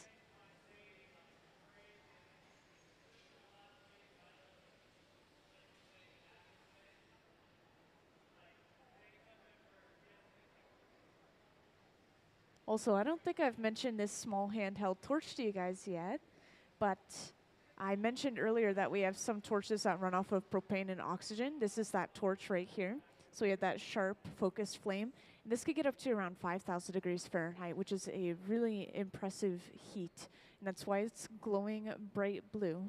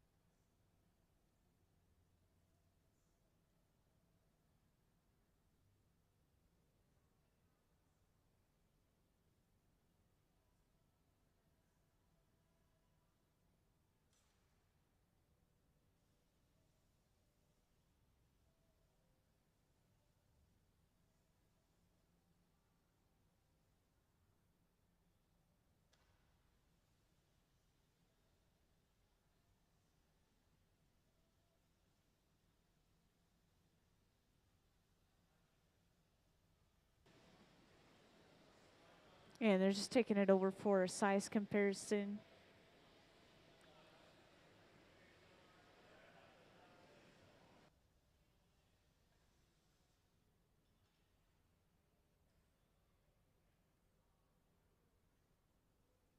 And you can see how drastically different the colors are, right? And once again, that's all just because of how hot the glass is in the hot shop.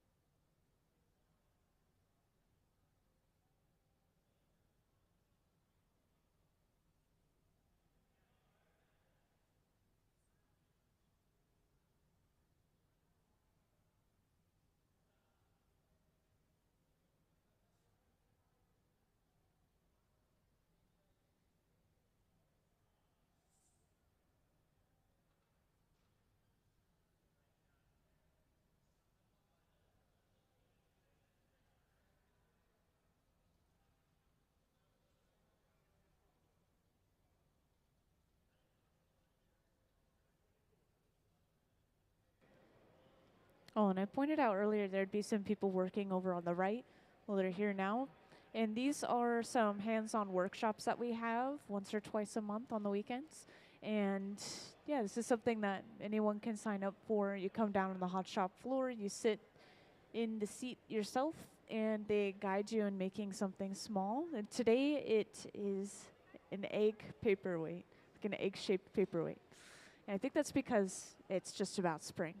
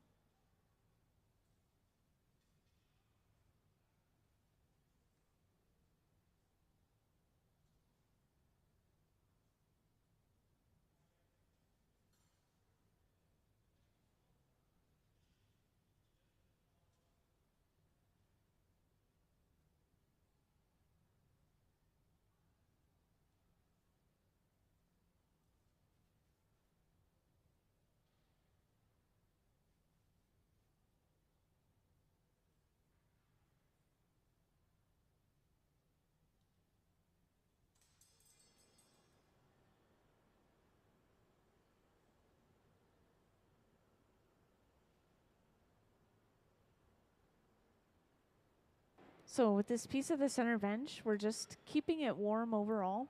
We're using this torch to heat up the area that will soon be cracking the connection. And the reason we heat this area beforehand is we don't want the cracks to travel through the cold glass, and they do travel pretty easily. So if the area around this connection point is cold and we apply water to crack that connection, then they just travel through the piece and then everything breaks. So we just keep everything very, very warm, probably over 1,000 degrees Fahrenheit, honestly. And pretty soon, over on the left, Trent is going to bring over another pipe with some clear glass on the end in the shape of two prongs. And these two prongs will be attached to the two lower halves of our piece.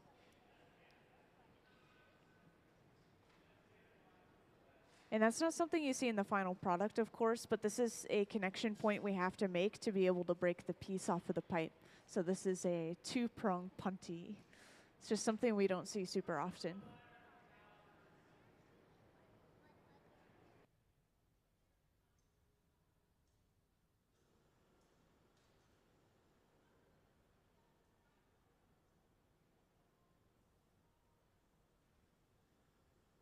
So I think I know what you're talking about. Like if you see a final piece that has a crackle pattern on it, right? That's something that is purposefully done, of course. You take the glass when it's in its pretty early stages and you dunk it in a bucket of water, maybe twice, and then you quickly blow into the end of the pipe, and it expands the still hot parts of the glass underneath the surface, separating those cracks even further. And then we'll usually fill those cracks in with another type of glass or something similar to make them stand out. And then that's it. That's kind of the texture for the final product. So it's like re-healed cracks, basically.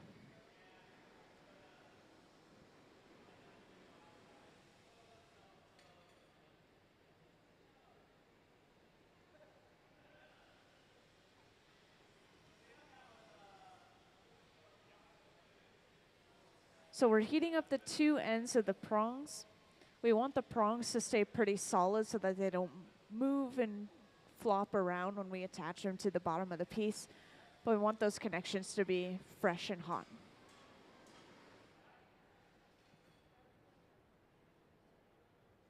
So we've just brought those prongs over.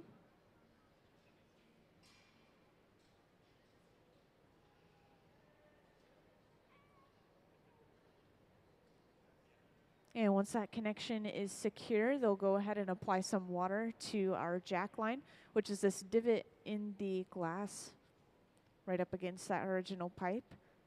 And then they just tap the pipe, and that pops the piece right off.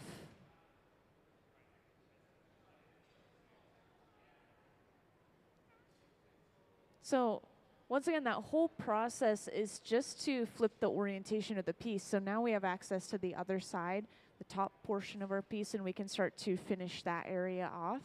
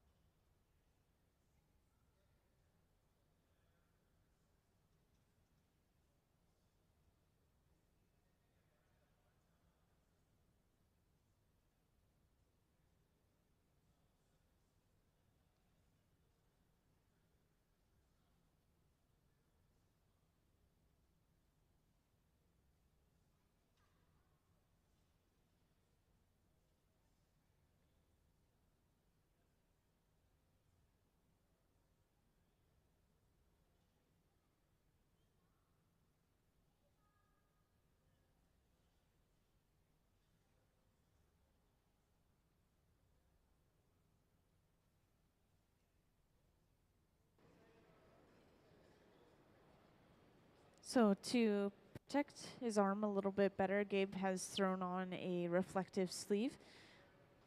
And he's going to start working on the opening of the piece. The first thing he does is he stretches this area of the glass out just before the opening.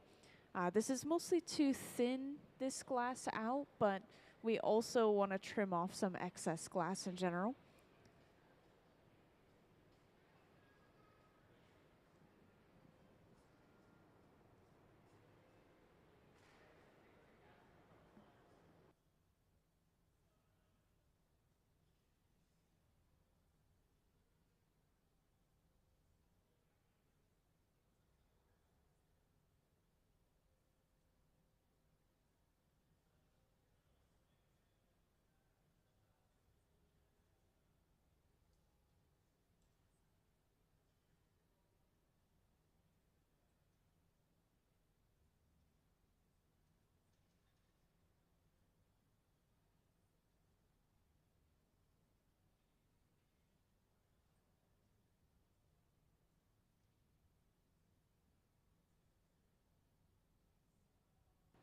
So you guys have seen the stretching using gravity, kind of using gravity to stretch the glass and lengthen it. Well, this is just one step further, the swinging. Sometimes we'll even go as far as a 360 spin.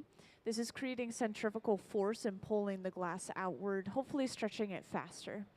That's pretty much the whole point behind that.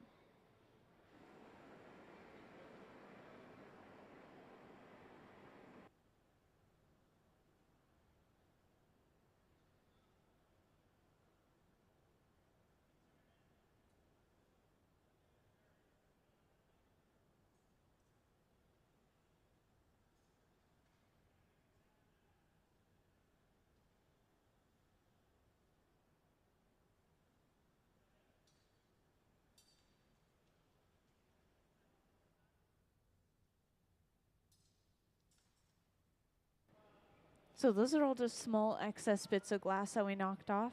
That's where all of our scrap on the floor is coming from.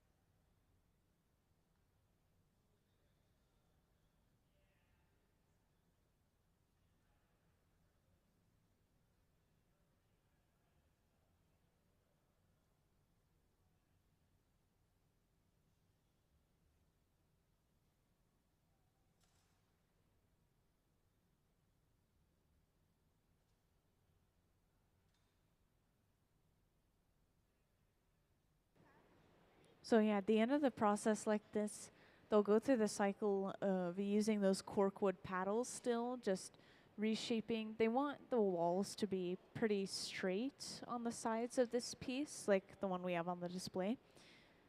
So we have to force the bubble from the round shape it wants to be into a more geometric shape. Then we also used a cone-shaped tool. We attached kind of this small mouthpiece to the opening of the piece.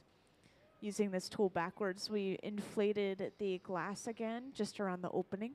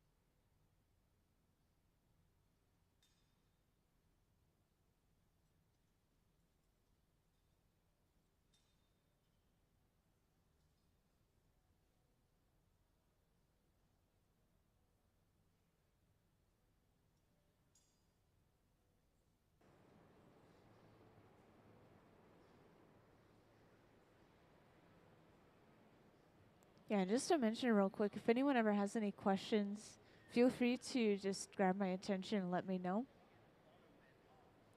Oh, like the clear bits on the end? How do they get that off? So we'll break the piece off with a little bit of the clear prongs attached, and we'll just put it all away and let it cool down slowly overnight. And then we have to go through a process called cold working, where we're going to grind and polish, maybe even cut some of that extra glass off. And that makes the bottom completely flat as well, so it sits very evenly. So we have to go through a whole process with these pieces even after they're done in the hot shop.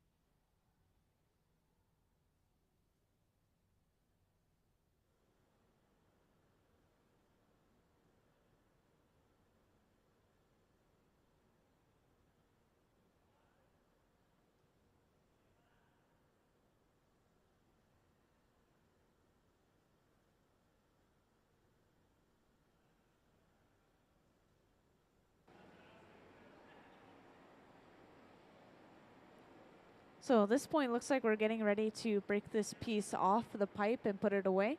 So this is going to include torching that area where the glass is connected to the pipe, all that clear glass, and we'll keep the entire piece warm by going in and out of that furnace every once in a while. And somebody's going to come over dressed up in kind of a face shield and two big Kevlar gloves, same materials, firefighting suits apparently. They will pick this piece up off the end of the pipe and carry it over to be put away. I'm not sure if we're going to be using the same box as earlier, but we were using this box on the right earlier over there in the front. And this is one of our mini annealers. These boxes sit at just about 900 degrees Fahrenheit, and they'll continue to stay that temperature all day today as we load it up with more and more pieces. And then we just press a button and it's programmed to very slowly cool. And this is all just to prevent thermal shock. Otherwise, if we just leave the piece out, it's going to start cracking and breaking apart.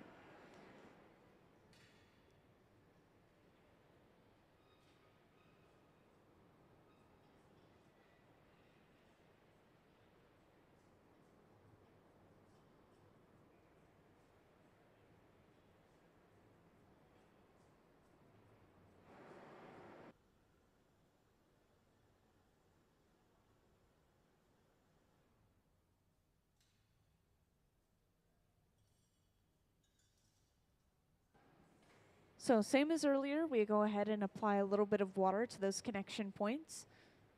And you can see we're placing it just a little bit below the clear connection. Tap the pipe, and that piece is cleanly broken off. Let's give them a round of applause for finishing that piece.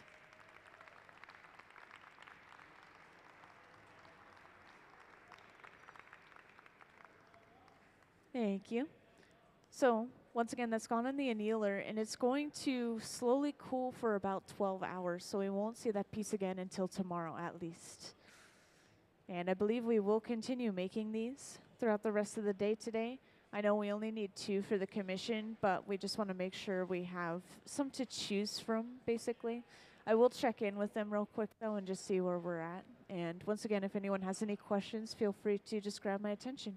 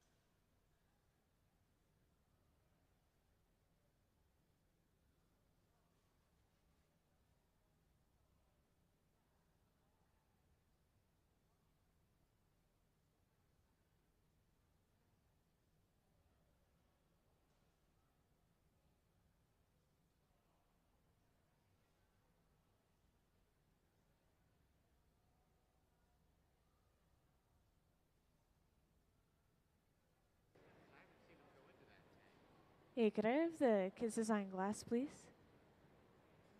Yeah, the newer one, I think.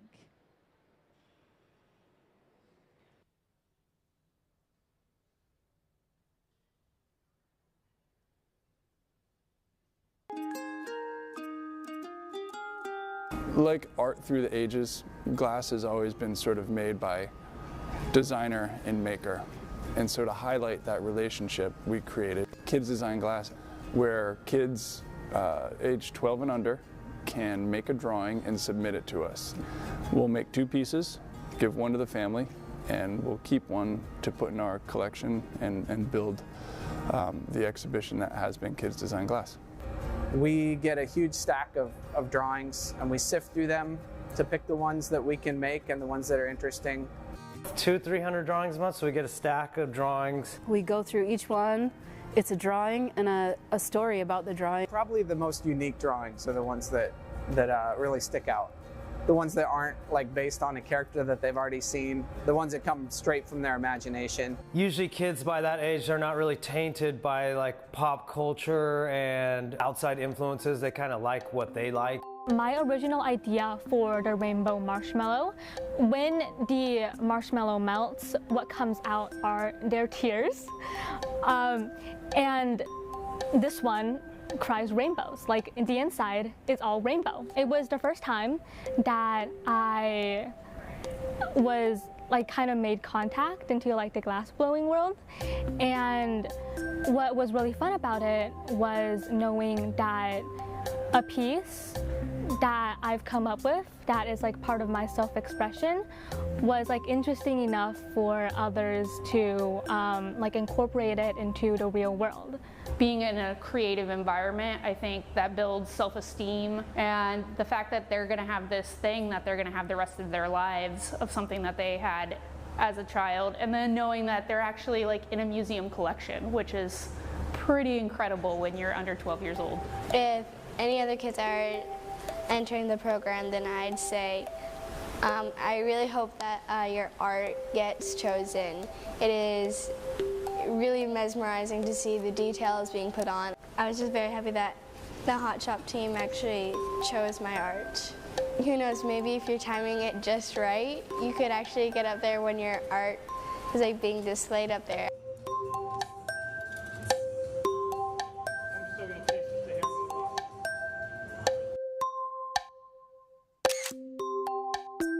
For 20 years, we've made some wild things.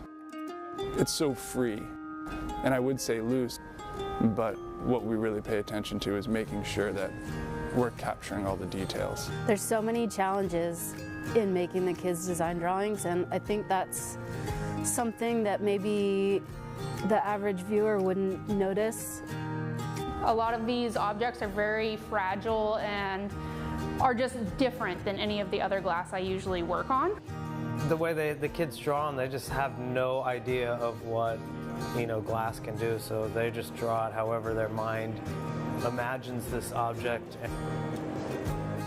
We're talking with them, making sure that we're seeing the color the same way, making sure that, you know, the eyes are on one side or are they supposed to be on both sides. Appendages and weird helmets, they're all great challenges and things that we wouldn't necessarily run into without this program.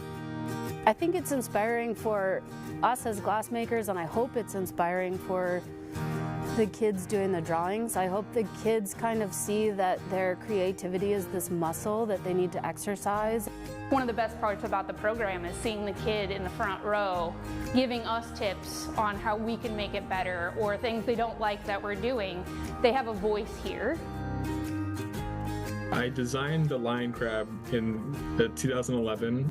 Just recently, we went back to the museum, and seeing my piece on display at the museum was just incredible. I mean, we have times where people come in the crowd and some young adult, you know, in their 20s or early 30s, is like, hey, you made my kids design glass, and they bring out their phone and show us a picture, and it's them like 10 years old, and you know, it's to see the impact that we've made. I think every single one is special.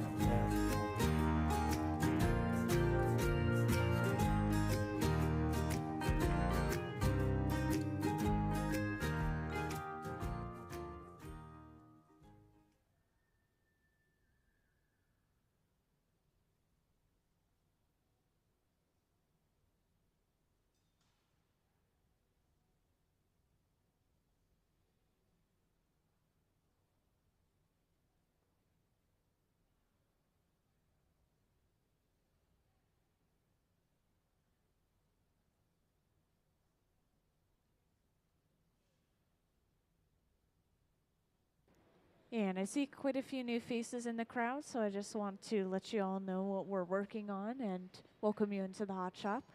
So today we are working on these commission pieces, which we have one on display on the front pedestal right here. These are commissioned by Umpqua Bank, and we are making 4 of these so that we can kind of choose between them, but they technically only need 2. And I believe this is our last one that we're making right here. So we already have a layer of color on this glass that's being worked with on the screen. This is over on the left bench.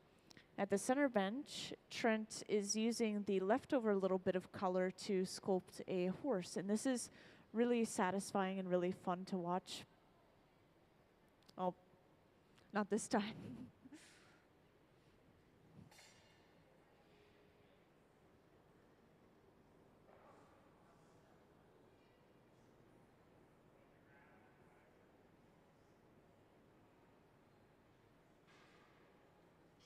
Oh, and just to mention real quick, over on the right bench, we have some hands-on workshops going on.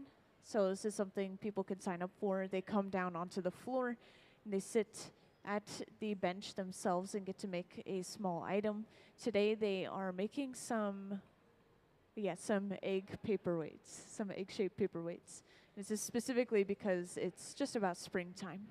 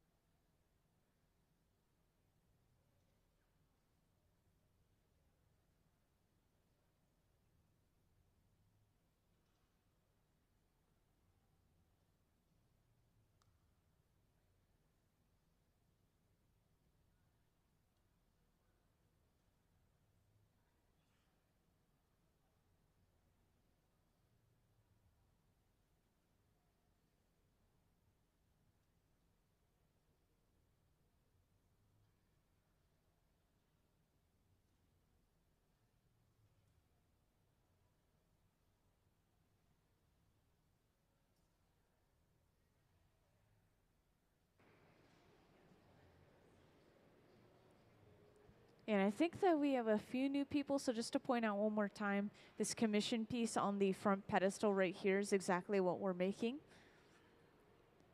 And we've already made 3 of these successfully earlier today. We had one that broke in the very beginning of the day, but it was a good opportunity for them to see the color, how it ended up. So we are making our last one, and we already have our 2 layers of color on the end of this pipe that you'll see on the screen. The layer underneath is kind of an opaque green, and then they have a transparent blue on top to sort of mix the colors together visually or layer them together.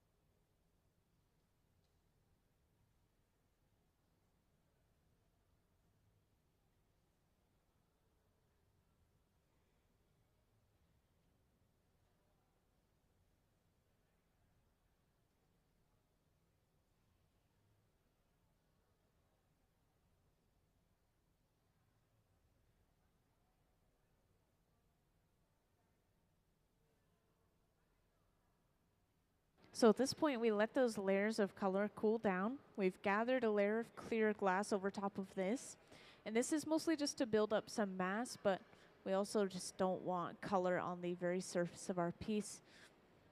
And next we're going in with a block, this wooden spoon-shaped tool, to smooth and even out this bubble of glass. Just make sure that the bubble underneath all of this glass blows out evenly. Now these are usually carved out of a fruit wood such as cherry wood. Apparently they hold and saturate with water better, and that creates the light and frost effect between the wooden spoon and the surface of the glass, which prevents the glass and the wood from actually touching. You know, just interesting science. We're using science all the time in the hot shop, whether it's physics or chemistry.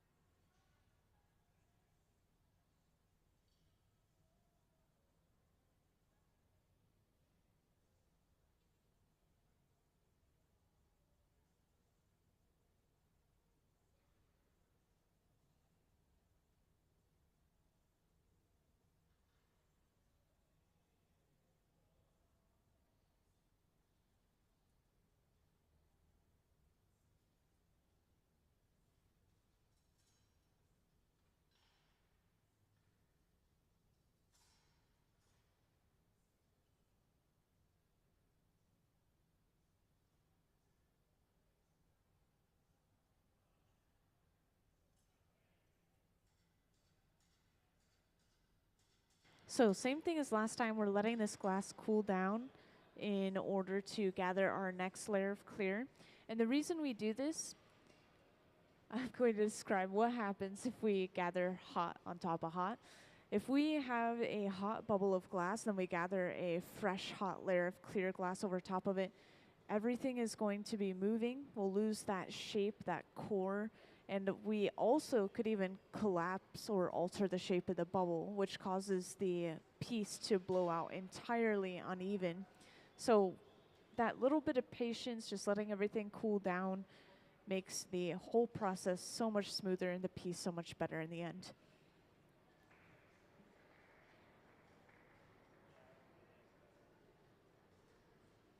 And this is our last layer of clear that we've just gathered right here, which means that pretty soon we will be moving this piece over to the center bench where we'll start to actually blow it out into that shape you see on the pedestal.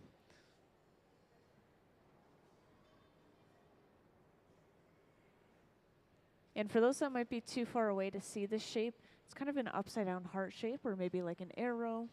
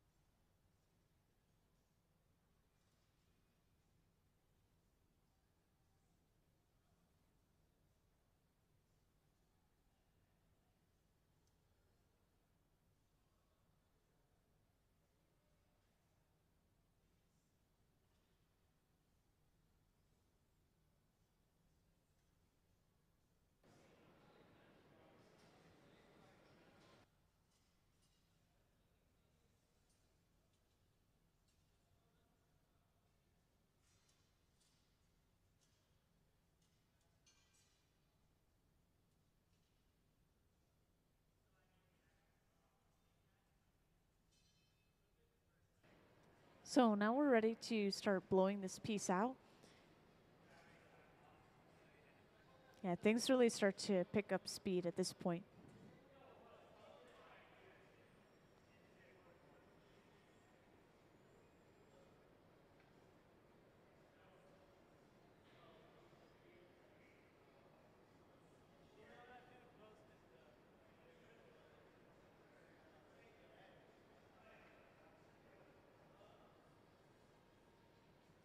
So Trent is blowing into the end of the pipe, and Gabe's going to start using this pad in his hand, which is actually just folded up newspaper soaked with water. This tool sounds odd, but it's as close as we can get to using our hands to shape the glass.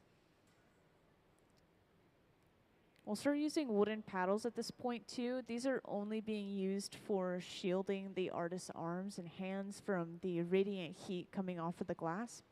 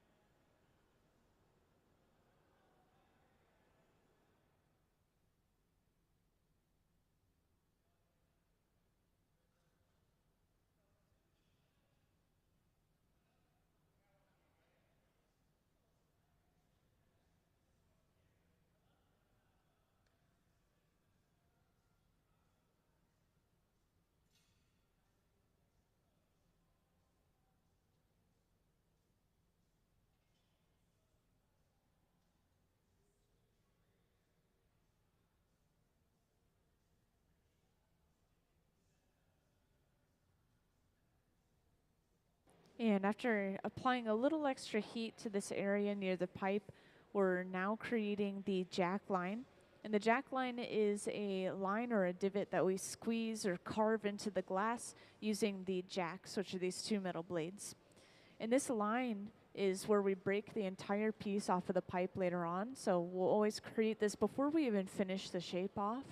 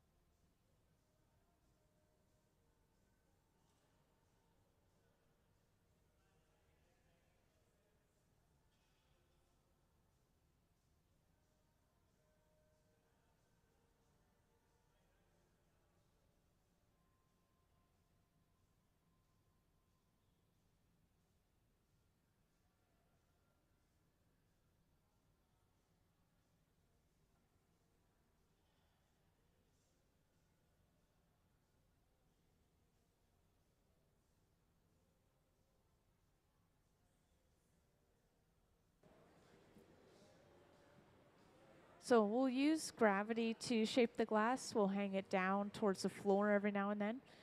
And this could even just be a slight angle towards the floor. It's still enough to stretch it out a little bit into a longer, narrower shape. And then sometimes we'll go even further and we'll swing the glass or even spin it 360 degrees. And this is going to create centrifugal force, which is a sort of outward pulling force from that spinning or swinging motion.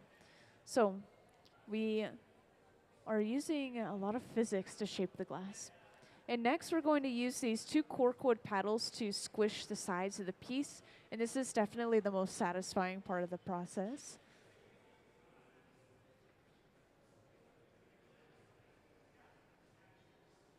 So while the glass is super hot, they have to move pretty quick to make sure the piece isn't falling off center as they are shaping it.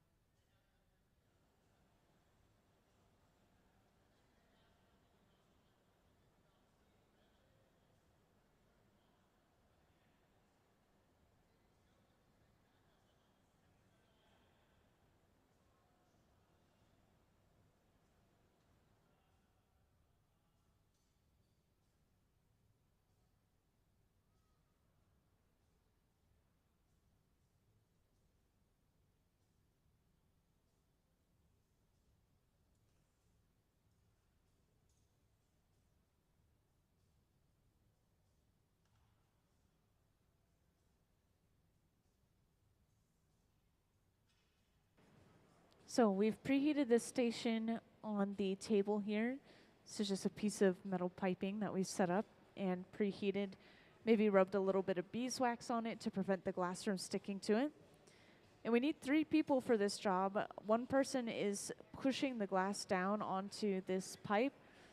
Another person is pushing from one side, and a second person is pushing from the opposite side, all just to make sure that this glass isn't bulging out in the wrong direction. So this is going to take a little bit of editing and pushing in different directions, but we are eventually getting to that shape.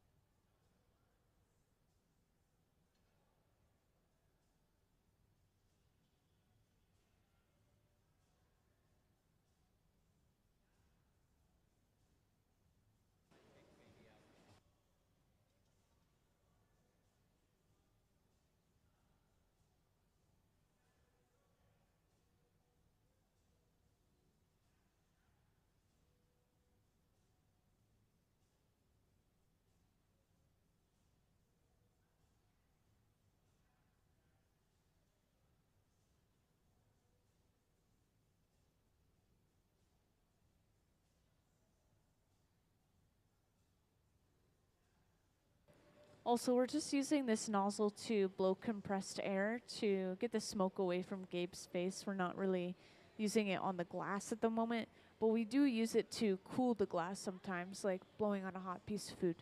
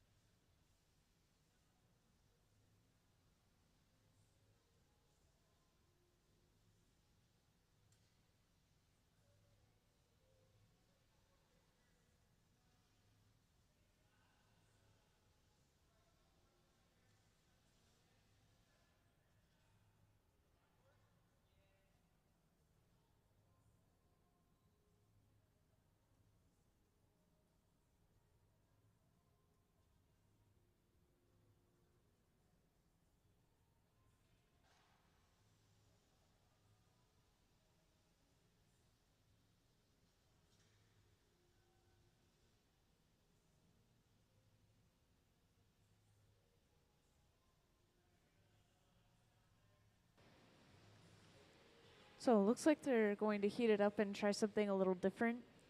They're going to push that pipe into the bottom of the piece by hand instead of having that table attachment.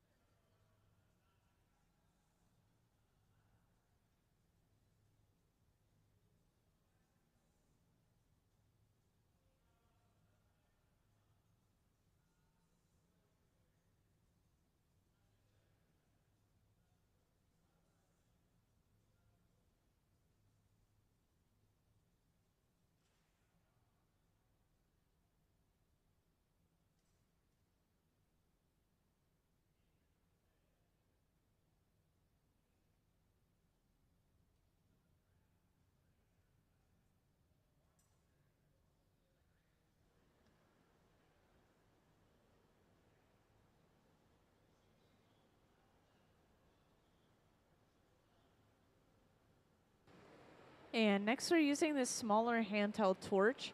I always love to mention whenever they use this torch that this is the hottest item in our hot shop. It can get up to about 5,000 degrees Fahrenheit, which is a super impressive amount of heat. That's why it's this bright blue flame. But we're using it to heat up just the bottom of the piece. We'll just lightly flatten it so it has a place to stand as a final product.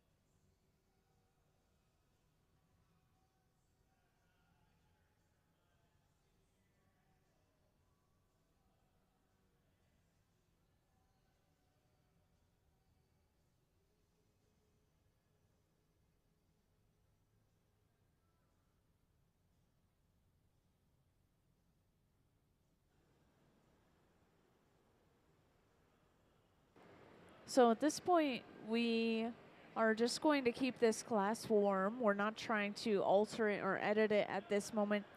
And soon we'll bring over another pipe with a 2-prong attachment on the end of it.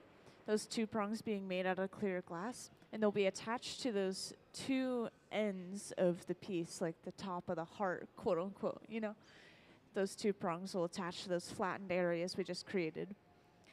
And this is going to allow us to break the piece off of the pipe that it's on right now, basically just flipping the orientation of the piece and giving us access to the other side.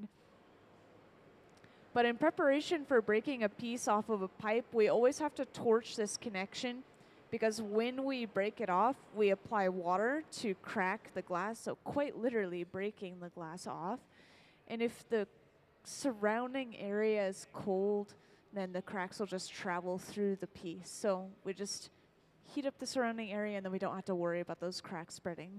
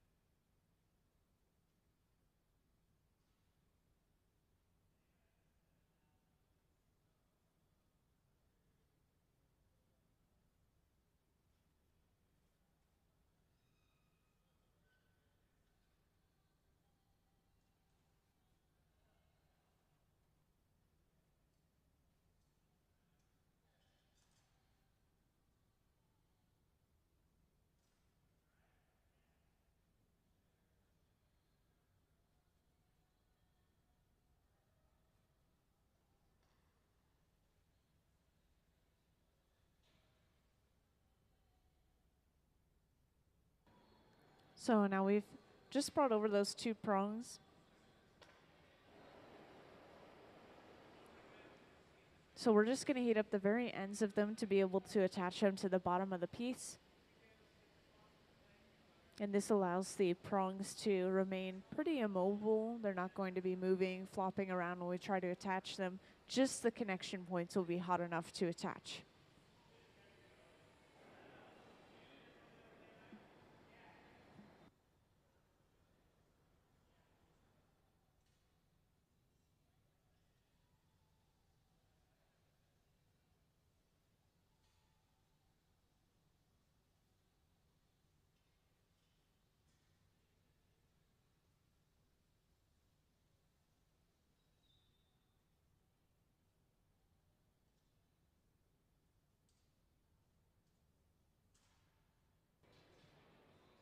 And next, those prongs are carefully guided into place and pressed into the bottom of the piece.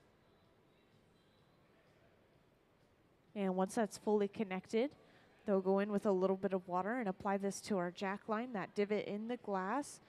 Once again, this is cracking the glass enough for it to pop right off when they tap the pipe. So just like that, we have flipped the orientation of our piece. It's a pretty quick move to avoid letting the glass cool down too much. And now we can start working on the opening of the piece. And it seems like it's basically the shape that we want already, but so far throughout the day today, they've been really editing the top of the piece, kind of thinning out the glass itself and then reshaping it to this exact shape that we have on the pedestal.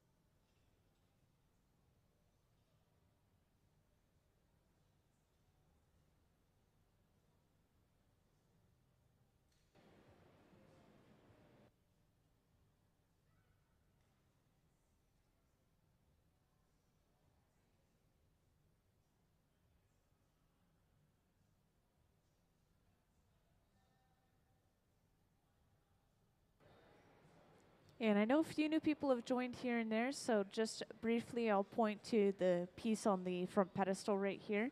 We're still continuing to work on these commission pieces. We only need 2 technically, but we're making 4 just in case. Oh, I have closed captioning on the screen just in case it's hard to hear me. I know it can get kind of echoey and oh my gosh, everything. The machinery's loud, so. But we are working on a commission piece. This is for Umpqua Bank, and this is our 4th one that we're making during the day today. But once again, we only need 2. So the idea is we make 4 good ones, and then we choose 2 of the best ones.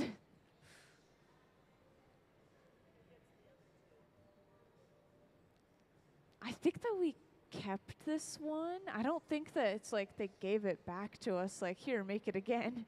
I think that we kept it. So we might keep these just kind of in storage somewhere.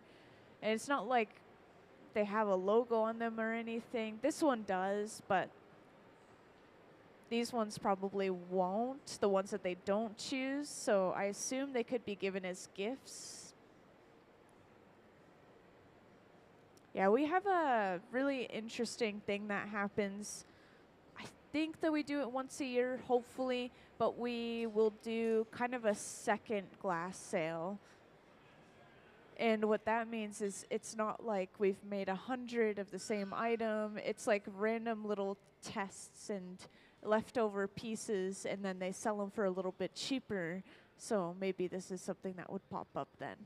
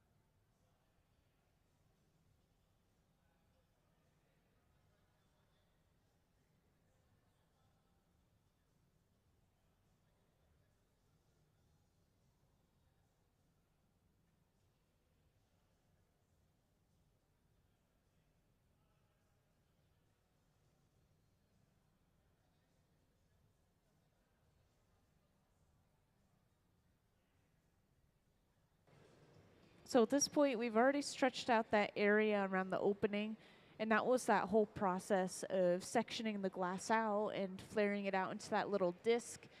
And then we also will give it these little puffs of air every now and then with a tool that has a cone shape on the end. Oh, perfect. Gabe is grabbing it right now.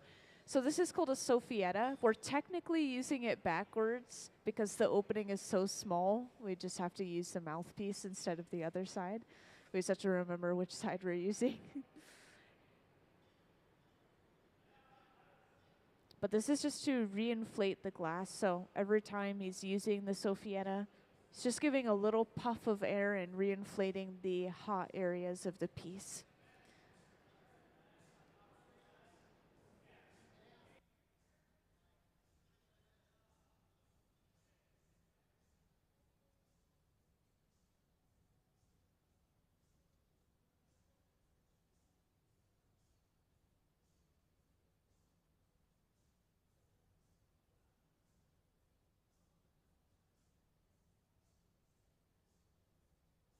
So the swinging is actually to stretch the glass out. It's supposed to create some centrifugal force, which is like an outward pulling force from spinning usually, but swinging is creating at least partial strength of that force. And yeah, it's just to create a little bit of a taller shape.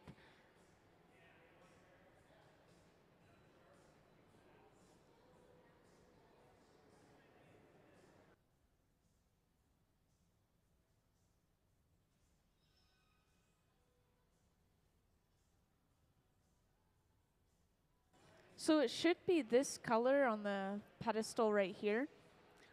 In my rule of thumb when looking at pieces in the hot shop, except for red for some reason, whenever we're working with red, it looks black or gray or brown in the hot shop. But any other color, what you see is what you get, except you subtract a little bit of yellow from it, basically. So This piece is going to look a little bit more green when we're working with it right now, when it's not literally glowing,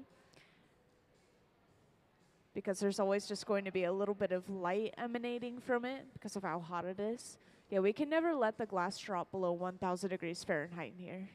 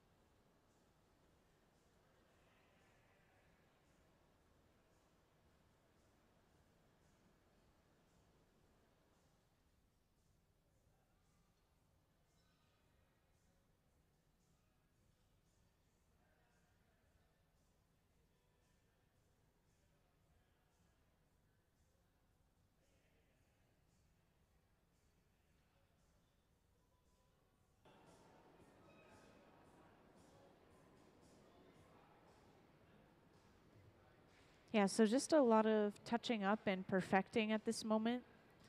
We're working closer and closer to the opening of the piece and leaving the rest of the piece cold to avoid altering the shape of the entire piece. And I think some of you joined in a little bit later than others, so I just want to point out these two paddles that Gabe is using right here. These are made out of cork wood. They do burn really easily, but they're a very insulating material. So whenever we touch them to the glass, it allows the glass to maintain its heat, which prevents thermal shock and can allow us to work with the glass a little bit longer.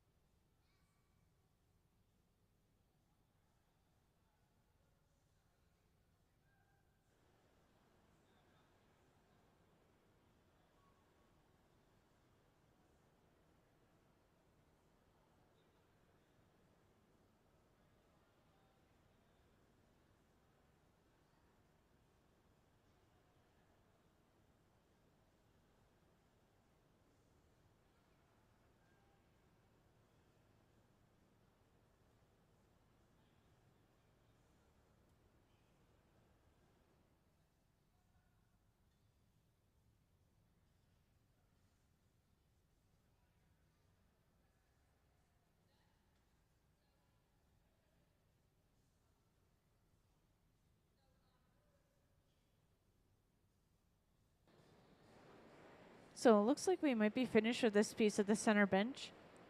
And if we are, then the goal right here is to just heat up the back end of the piece, any weak areas we have, and importantly, this connection point right where the clear glass is connected to the piece. And we'll heat up this clear glass until we see some movement, so the piece will start to kind of flip-flop around a little bit. And that tells us that it's safe to apply some water, crack that connection, and then fully break the piece off and put it away. Yeah, once again, just that same idea. If the surrounding glass is cold, then the cracks will travel, so we just have to heat up that surrounding area first. And when we put this piece away, this is going inside of the annealer on the right in the front right there. That's where we've put all the other ones that we've made today too. In an annealer, we have these throughout the hot shop, but the annealer sits at just about 900 degrees Fahrenheit, and it's going to continue to stay that temperature as we continuously fill it up, and then we just press a button and slowly cool everything inside all at once. And that cooling process, it's pretty slow, but it's very important. It prevents thermal shock, so it's probably going to take about 12 hours.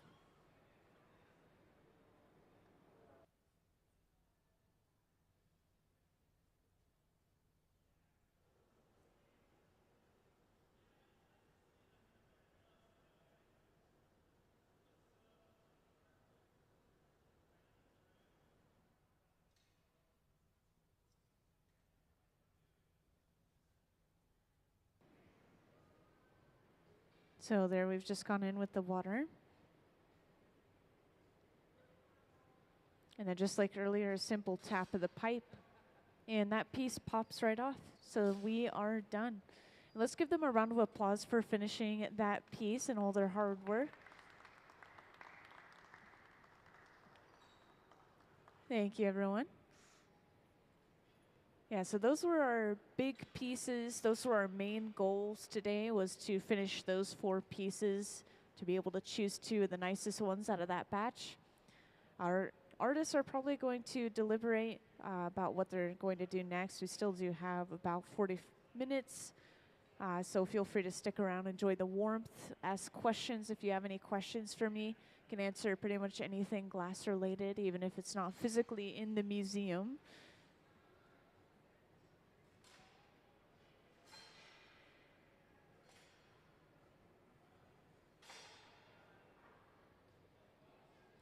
You know, could we pull up the cane pulling video? This is a technique that a lot of people have been asking about lately.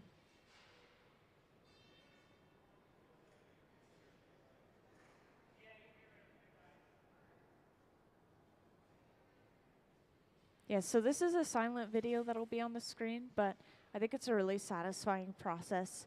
And I frequently get questions from people about how we get lines or stripes or squiggly lines, just any sort of line inside of a piece of glass. And this is how we get the cane itself. So cane are these sticks of colored glass.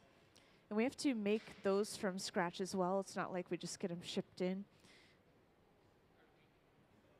Sorry?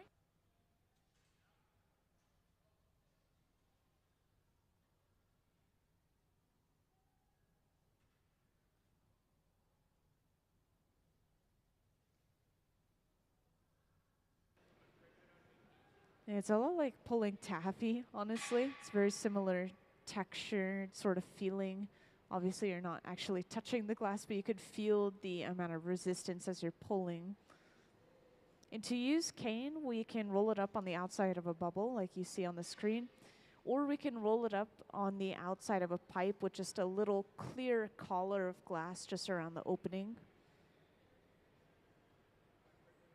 And we can alter these lines in basically any way you can imagine. We can also layer lines on top of each other to get very specific patterns.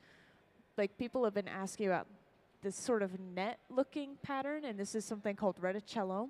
And we layer 2 layers of cane over top of each other to produce that crisscross line.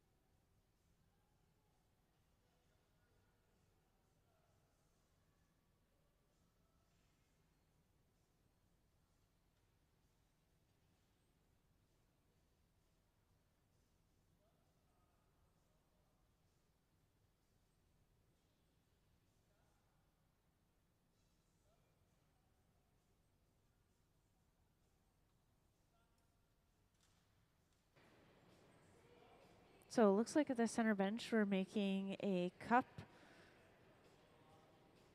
This is something that they were practicing working on earlier. Glassblowers like to test each other's and their own skills by making these.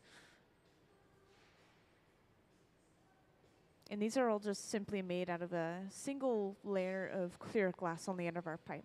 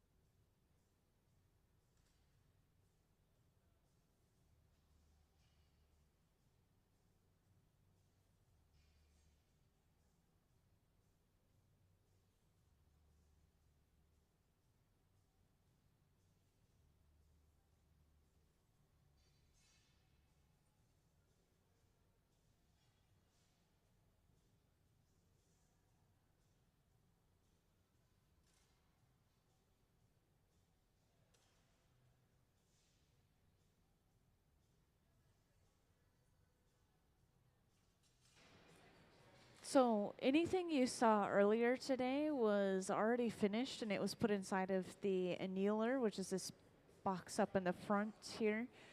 And it's going to slowly cool in there overnight, so it's just being held at a steady temperature right now. But we did successfully finish it, and it looked basically just like that one on the front pedestal. It looked really good. Yeah, now we're just practicing making twisty cups for anyone that recently joined. Just having a little bit of fun.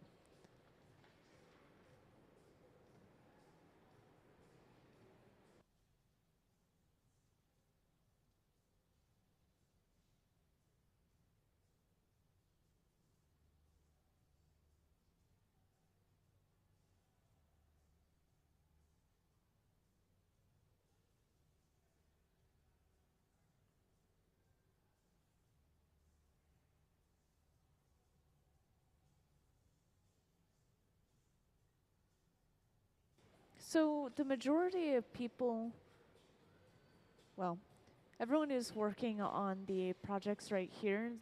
They're all working for the Museum of Glass. We have one member of our permanent kind of full-time hot shop team.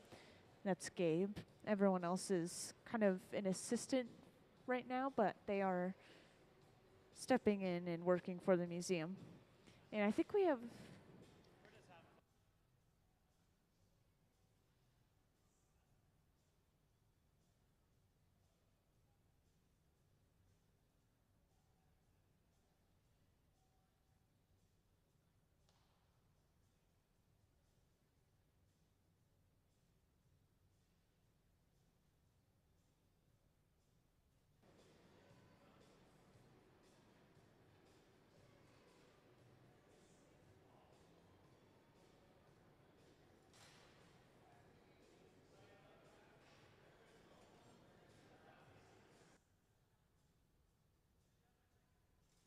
Yeah, and the people on the right, they work specifically for Hilltop Artists, which it's a program for 12 to 21-year-olds.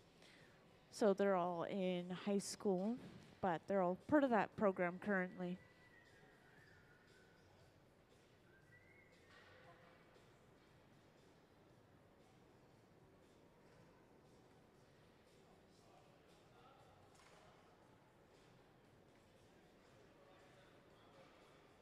So at the center bench, we are continuing to make these twisty cups. If you've missed this at any point, we are heating up the glass, and then we stuff the glass inside of a mold to get a design on the surface.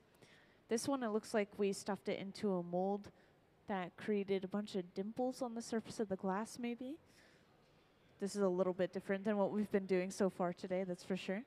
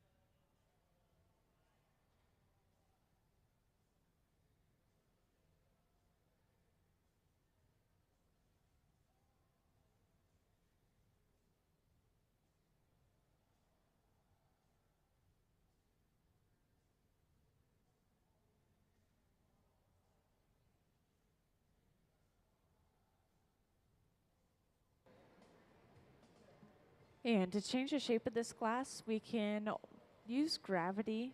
So in this case, we held the bubble up towards the ceiling, and that glass slumped down onto itself, creating this squatter or wider shape.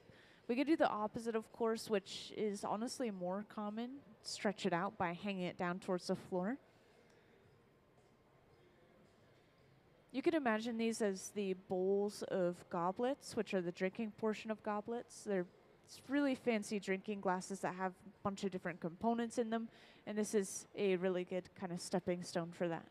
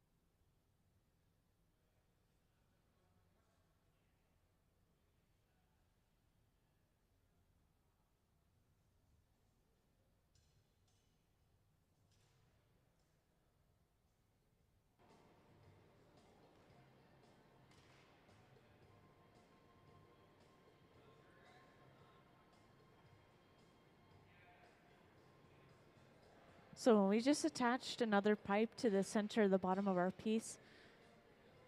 This is just acting as another handle and kind of flipping the orientation. So now we'll be able to flare this open all the way.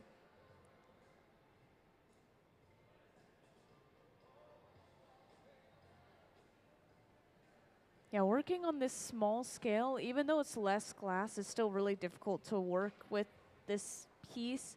It's so small that you have to be in and out of the furnace really frequently and also pretty briefly, otherwise you lose detail on your piece or it just gets cold enough to crack and break off of your pipe.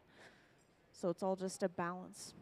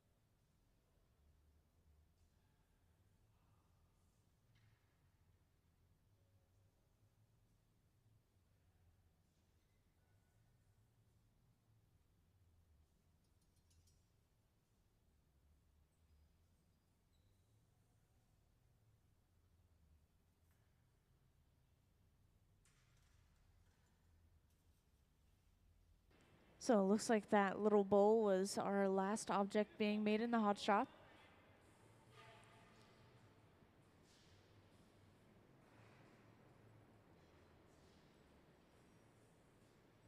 Yeah, if you guys have any questions, you can feel free to ask, but that's pretty much it. Thanks for stopping by.